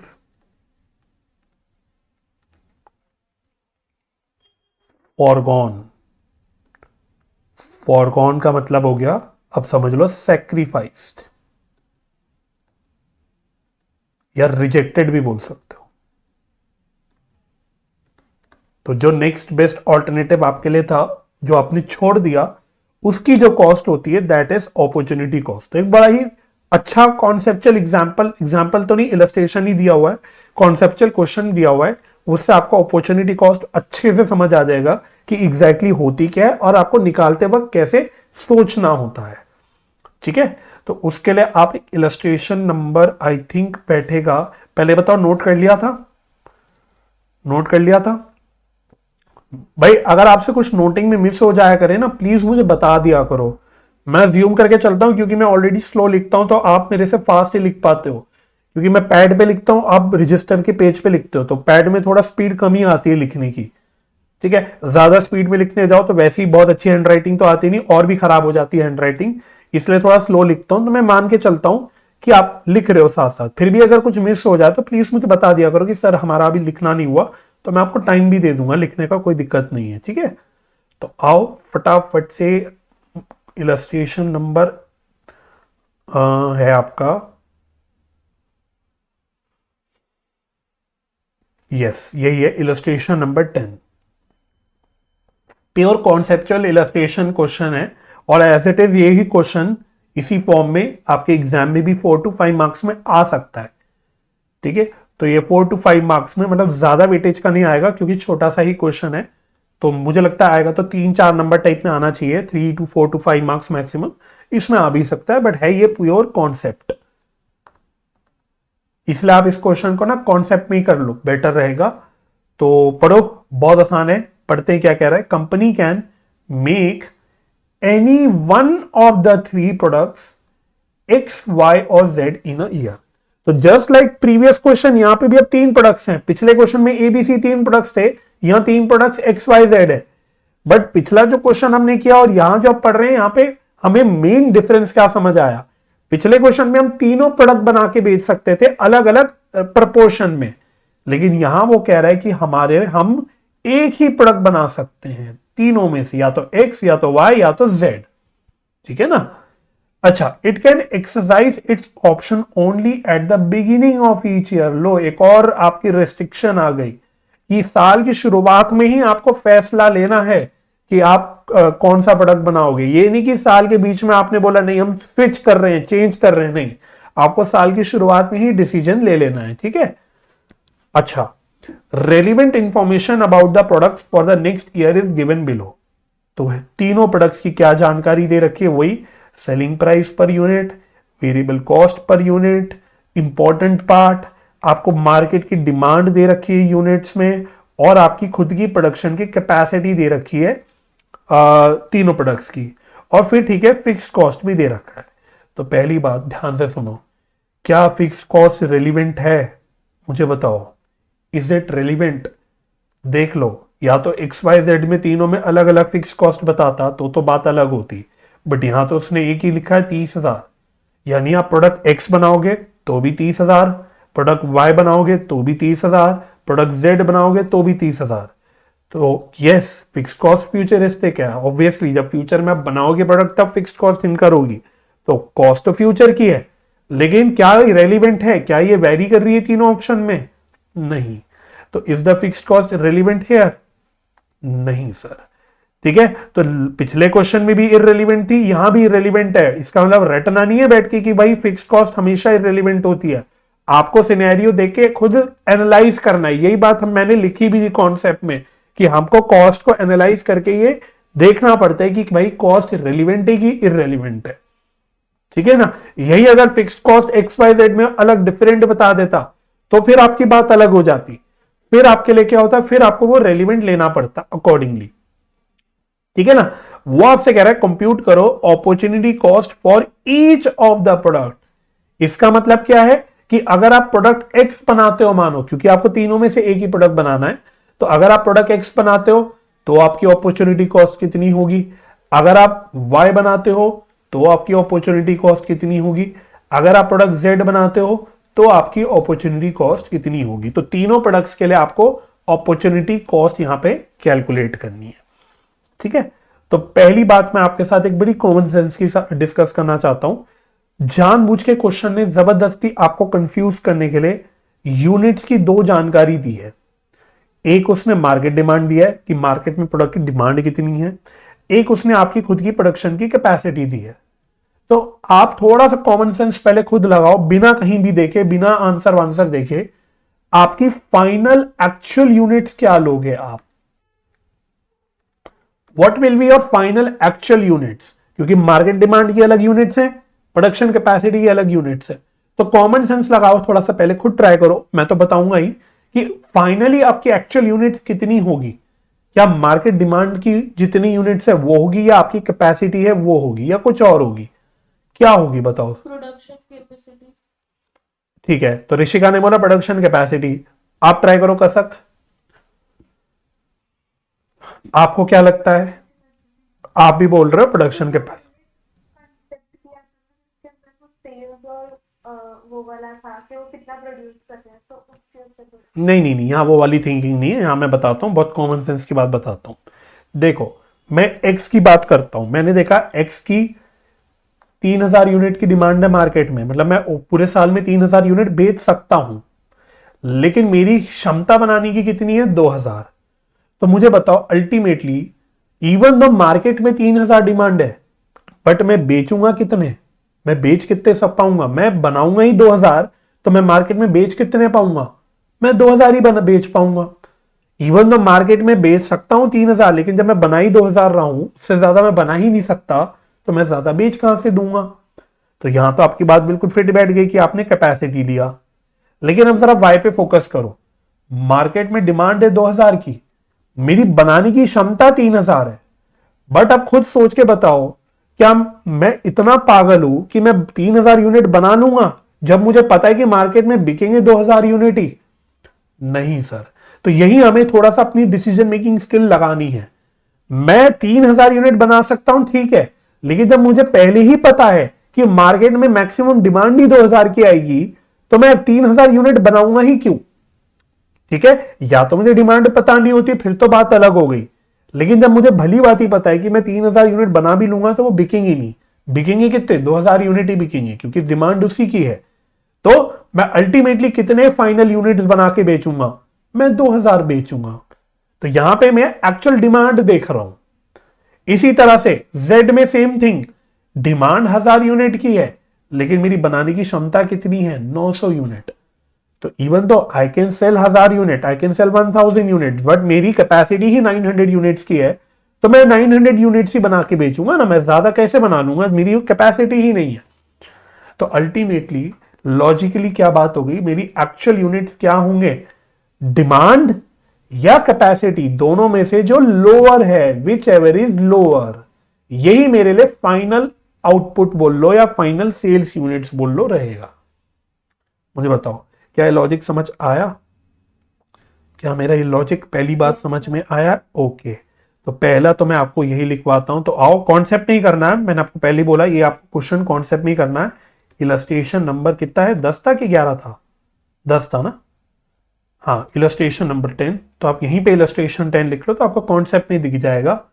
तो पहला पॉइंट तो यही है important, actual sales units will be lower of market demand and production capacity। ठीक है, तो ये बातें कोई आपको आके ना ही बताएगा, ना ही कोई आपको रट के पता लगेगी। आपको ये बुद्धि कॉमन सेंस है भाई, it is all about common sense. आपको कॉमन सेंस लगाना है, अपने आप को मैनेजर के जूतों में डाल के सोचना है उनके पॉइंट ऑफ व्यू से कि आप एक्चुअली में सिचुएशन में होते तो आप क्या बोलते। भाई आप उतने ही यूनिट्स बना सकते हो जितने डिमांड है, उतने ही यूनिट्स बनाओगे। अगर डिमांड कम है, यूनिट्स आप बनाते ज्यादा हो, तो आप बेवकूफ हो। ठीक है ना, तो आपको अगर पता है कि किसी प्रोडक्ट की डिमांड कितनी है तो आप उतने तक ही बनाओगे। हाँ, डिमांड ज्यादा है लेकिन आपकी क्षमता कम है, तो अगेन फिर वही बात है भाई, 1000 यूनिट की डिमांड है, आप 900 यूनिट ही बना सकते हो तो आप 900 यूनिट ही बेचोगे। आप 100 यूनिट का जो है वो आप बना ही नहीं पाओगे, आप 1000 यूनिट तक बना ही नहीं पाओगे। तो आपकी फाइनल सेल्स यूनिट्स दोनों में से जो लोअर है वो रहेगी। ठीक है ना, तो पहली बात तो ये ओके हो गई। अब आओ मेन कैलकुलेशंस पे। तो एक्स वाई जेड तीनों की अपनी अपनी मतलब अलग अलग कॉलम बनाओ। तो पहले वही आपको सेलिंग प्राइस पर यूनिट बता रखी है तीनों की, तो वो कितनी कितनी है, वो आपकी है 10 12 12 10 12 12 minus variable cost per unit. तो वेरिएबल कॉस्ट पर यूनिट कितनी कितनी है, 6 कितनी कितनी थी, 6 रुपए कुछ थी ऐसी।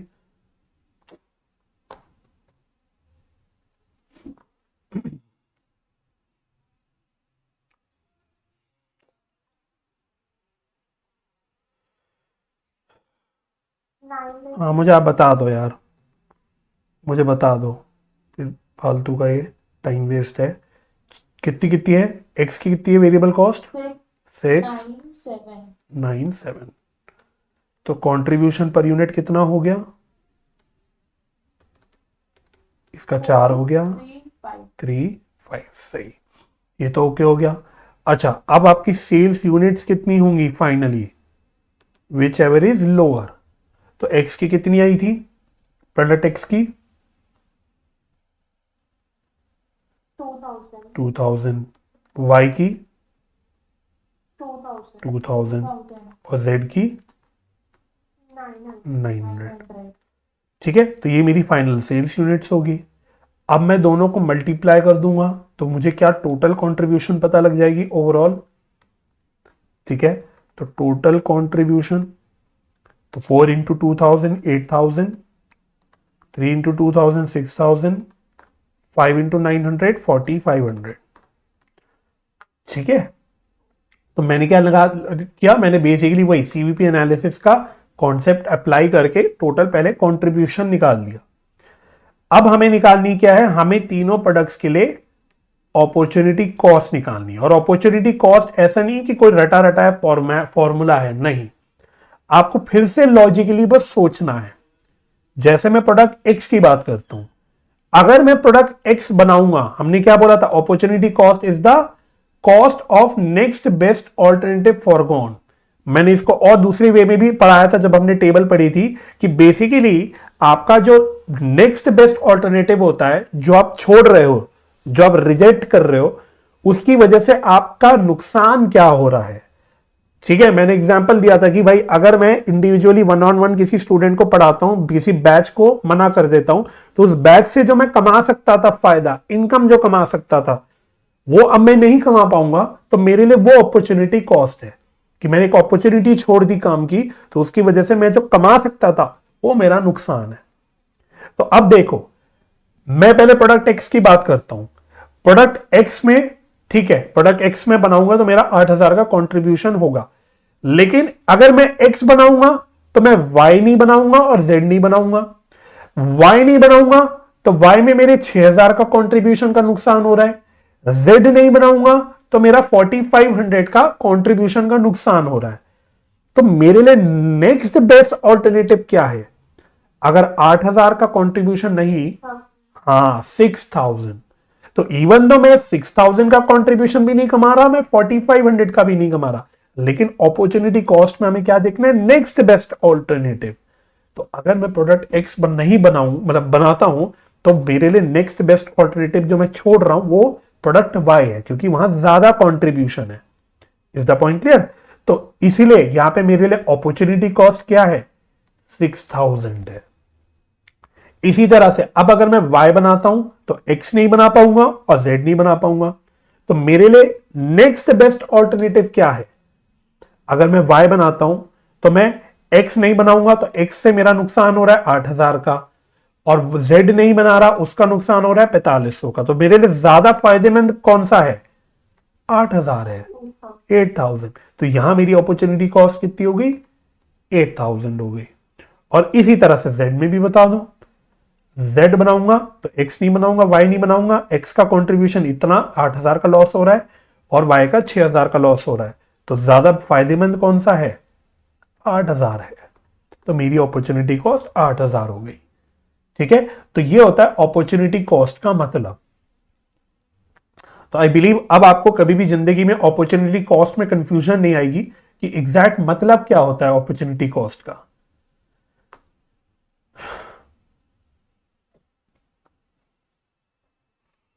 ठीक है जी, डन, ओके, ठीक है। तो अब आप फिर से कॉन्सेप्ट में आ जाओ।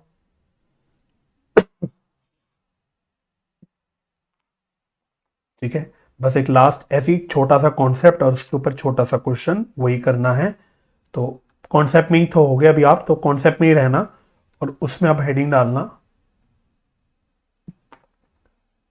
डालना shut down decision, shut down decision. ठीक है, तो last concept of the day of today's lecture, तो इसमें लिखना, जैसे जैसे मैं लिखूं वैसे लिखना shut down point.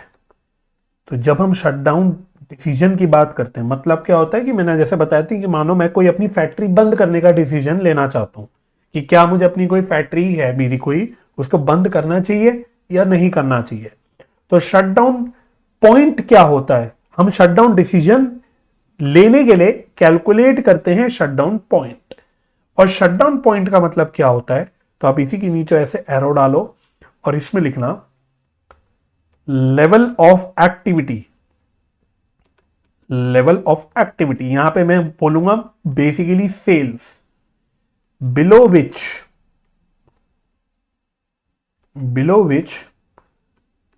It is better to shut down the business oblique plant oblique factory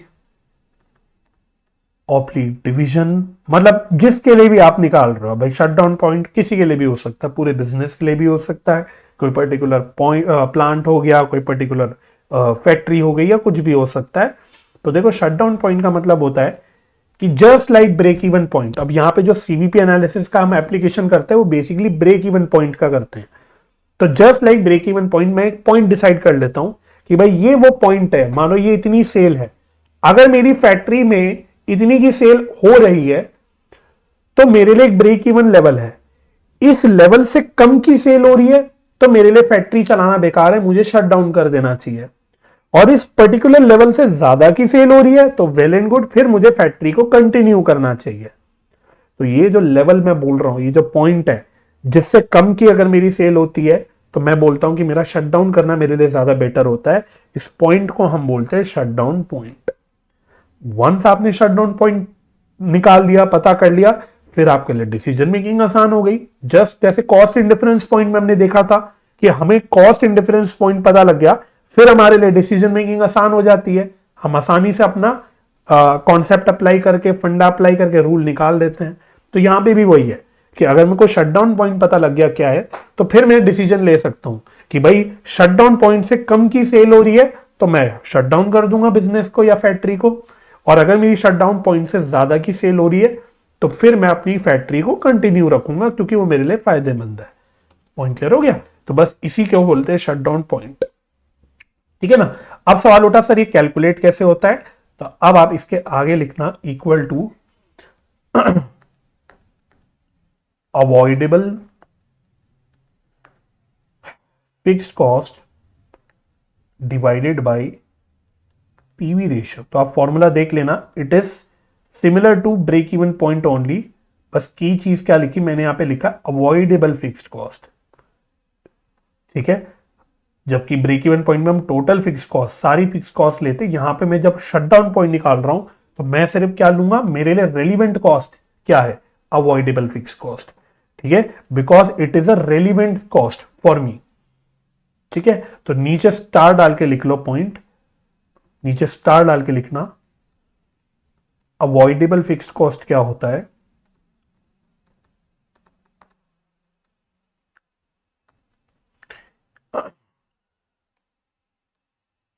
cost saving as a result of shutting down the plant oblique factory। ठीक है, और इसीलिए ये रेलिवेंट कॉस्ट बन जाती है, it is a relevant cost.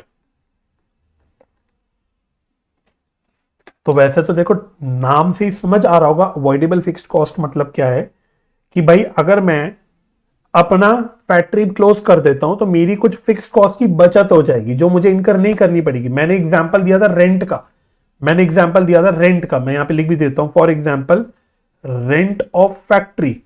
अगर मैं फैक्ट्री चलाता रहूंगा तो मुझे फैक्ट्री का रेंट पे करते रहना पड़ेगा, लेकिन अगर मैं फैक्ट्री बंद कर दूंगा तो फिर मैं थोड़ी रेंट पे करूंगा। जब मैंने फैक्ट्री बंद करके खाली कर दी तो अब उसका थोड़ी रेंट पे करूंगा, तो वो मेरी रेंट की बचत हो जाएगी।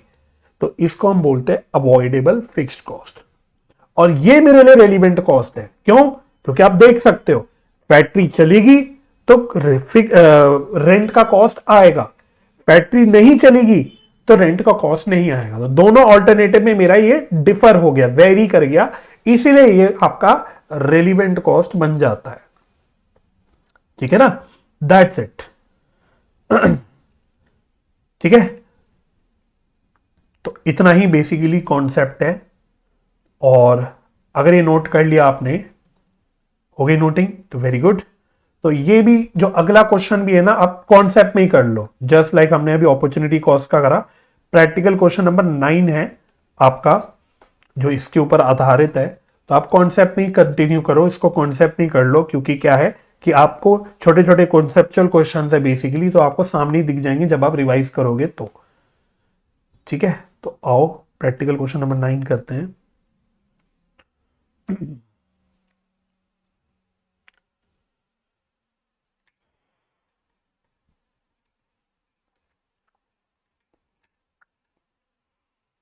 नाइन नाइन नाइन नाइन, तो काफी सारे क्वेश्चन वैसे हमारे कवर हो चुके हैं। ये रहा, चलो तो रीड करना क्वेश्चन क्या कह रहा है। तो ये कह रहा है mister x has ₹2 lakh investment in his business. तो मिस्टर एक्स ने अपने बिजनेस में 2 लाख रुपए की इन्वेस्टमेंट कर रखी है। He wants a 15% return on his money. तो वो चाहता है कि अपनी इन्वेस्टमेंट पे, जो उसने 2 लाख की इन्वेस्टमेंट करी है, उस पे वो 15% रिटर्न कमाना चाहता है। तो वैसे रुपीस में कितना आ गया ये फटाफट से बता दो, 30,000 शायद, राइट? तो 2 लाख की इन्वेस्टमेंट पे अगर 15% कमाना चाहता है तो कितना कमाना चाहता है, 30,000। From an analysis of recent cost figures, he finds that his variable cost of operation is 60% of sales. तो वेरिएबल कॉस्ट का रेशियो बता रहा है 60%। तो आप लोग मुझे बताओगे इससे आप क्या इंटरप्रेट कर सकते हो, इससे आप क्या इंटरप्रेट कर सकते हो? क्या आप पीवी रेशियो बता सकते हो कितनी होगी? 40%, करेक्ट। अच्छा, his fixed cost are ₹80,000 per year. तो फिक्स्ड कॉस्ट कितनी है? 80,000 पर ईयर।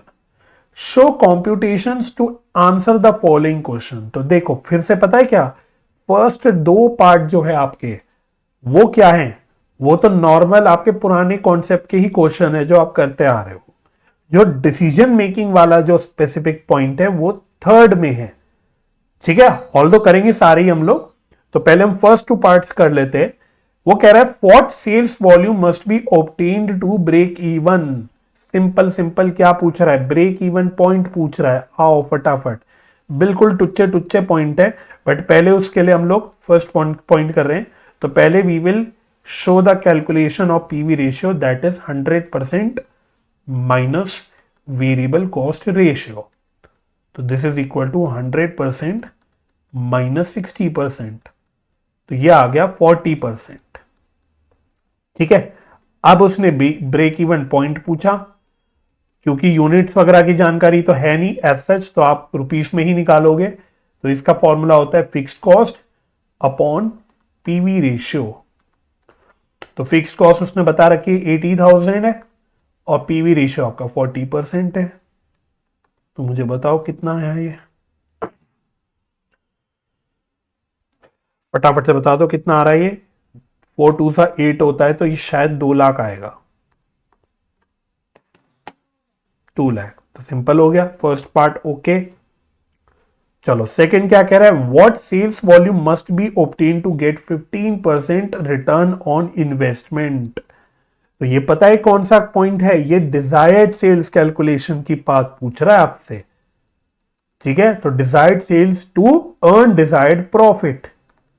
तो what is my desired profit, वो उसने डायरेक्टली बोलने की जगह कैसे बोल दिया, 15% ऑफ इन्वेस्टमेंट। तो दैट इज 15% ऑफ ₹2 lakhs। तो ये हमने बोला 30,000 बस। तो डिजायर्ड सेल्स का फॉर्मूला क्या होता है, desired sales is equal to fix cost plus desired profit upon में पीवी रेशियो।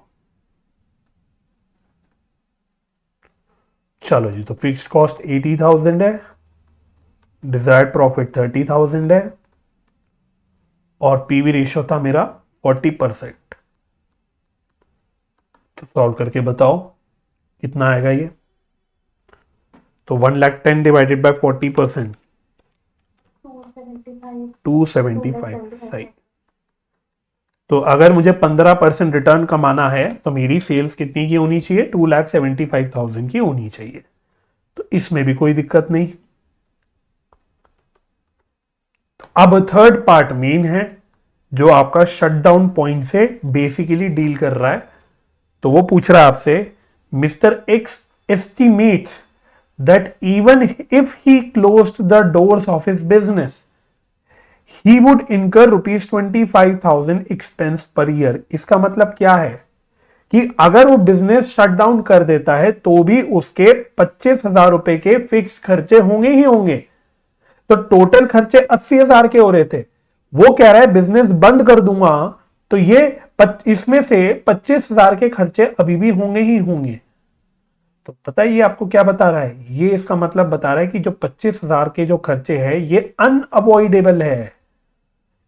यानी ये बिजनेस बंद करूं चाहे मैं बिजनेस कंटिन्यू करूं, ये 25,000 के खर्चे तो होने ही होने हैं।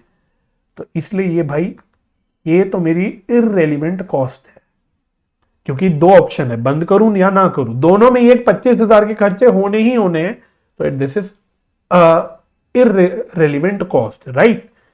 अच्छा, at what sales would he be better off by locking his business up. तो ये आपसे पूछ रहा है shutdown point, shutdown point, right. तो शटडाउन पॉइंट का इसीलिए मैंने जो आपको बस तरीका बताया था, सिंपल तरीका है। शटडाउन पॉइंट आपका कैसे निकलता है लिख लो। तो shutdown point is equal to, हमने बोला अवॉइडेबल फिक्स्ड कॉस्ट, वो फिक्स्ड कॉस्ट जो अवॉइड कर दोगे, डिवाइडेड बाय पीवी रेशियो। अब क्या हम यहां पे बता सकते हैं कि अवॉइडेबल फिक्स कॉस्ट होगा कितना? तो भाई देखो, टोटल फिक्स कॉस्ट 80,000 है। हाँ, टोटल फिक्स कॉस्ट 80,000 है, लेकिन अगर हम बिजनेस बंद कर देंगे तो उसने बोला 25,000 के खर्चे अनअवॉइडेबल है, होंगे ही होंगे। ठीक है, तो मैं इसको ऐसे लिख लेता हूं, पहले total fix cost minus unavoidable fix cost. Can I right like this? Unavoidable fixed cost. तो 80,000 के टोटल फिक्स्ड कॉस्ट है, इसमें से उसने बोला 25,000 तो अनअवॉइडेबल है, तो इसका मतलब जो बचे हुए खर्चे है, बचे हुए कितने बच गए इसमें? 55 है ना, ये क्या होंगे? ये अवॉइडेबल होंगे। यानी अगर मैं अपनी फैक्ट्री शट डाउन कर देता हूं तो मेरे को ये 55,000 के खर्चों की बचत हो जाएगी, ये मुझे नहीं करने पड़ेंगे, तो ये मेरे लिए अवॉइडेबल फिक्स कॉस्ट बन गया, राइट? तो देयरफॉर शट डाउन पॉइंट मेरा क्या होगा? Avoidable fix cost that is 55,000 divided by PV ratio, जो कि हमने 40% निकाल रखा था, तो ये क्या हो गया? 1 डिवाइडेड बाय 40%, 137,500। यानी कि आप कंक्लूजन लिखोगे, therefore if sales are below rupees 1,37,500, then it is better to shut down the business. ठीक है ना, it is better to shut down the business.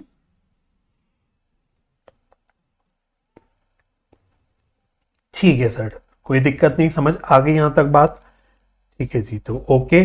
तो अब हम लोग अपनी अगली क्लास में अपने डिसीजन मेकिंग वाले क्वेश्चंस को अभी और कंटिन्यू करेंगे और फिर हम लोग आगे बढ़ चलेंगे। ठीक है, तो आज के लिए इतना ही। That's all for today.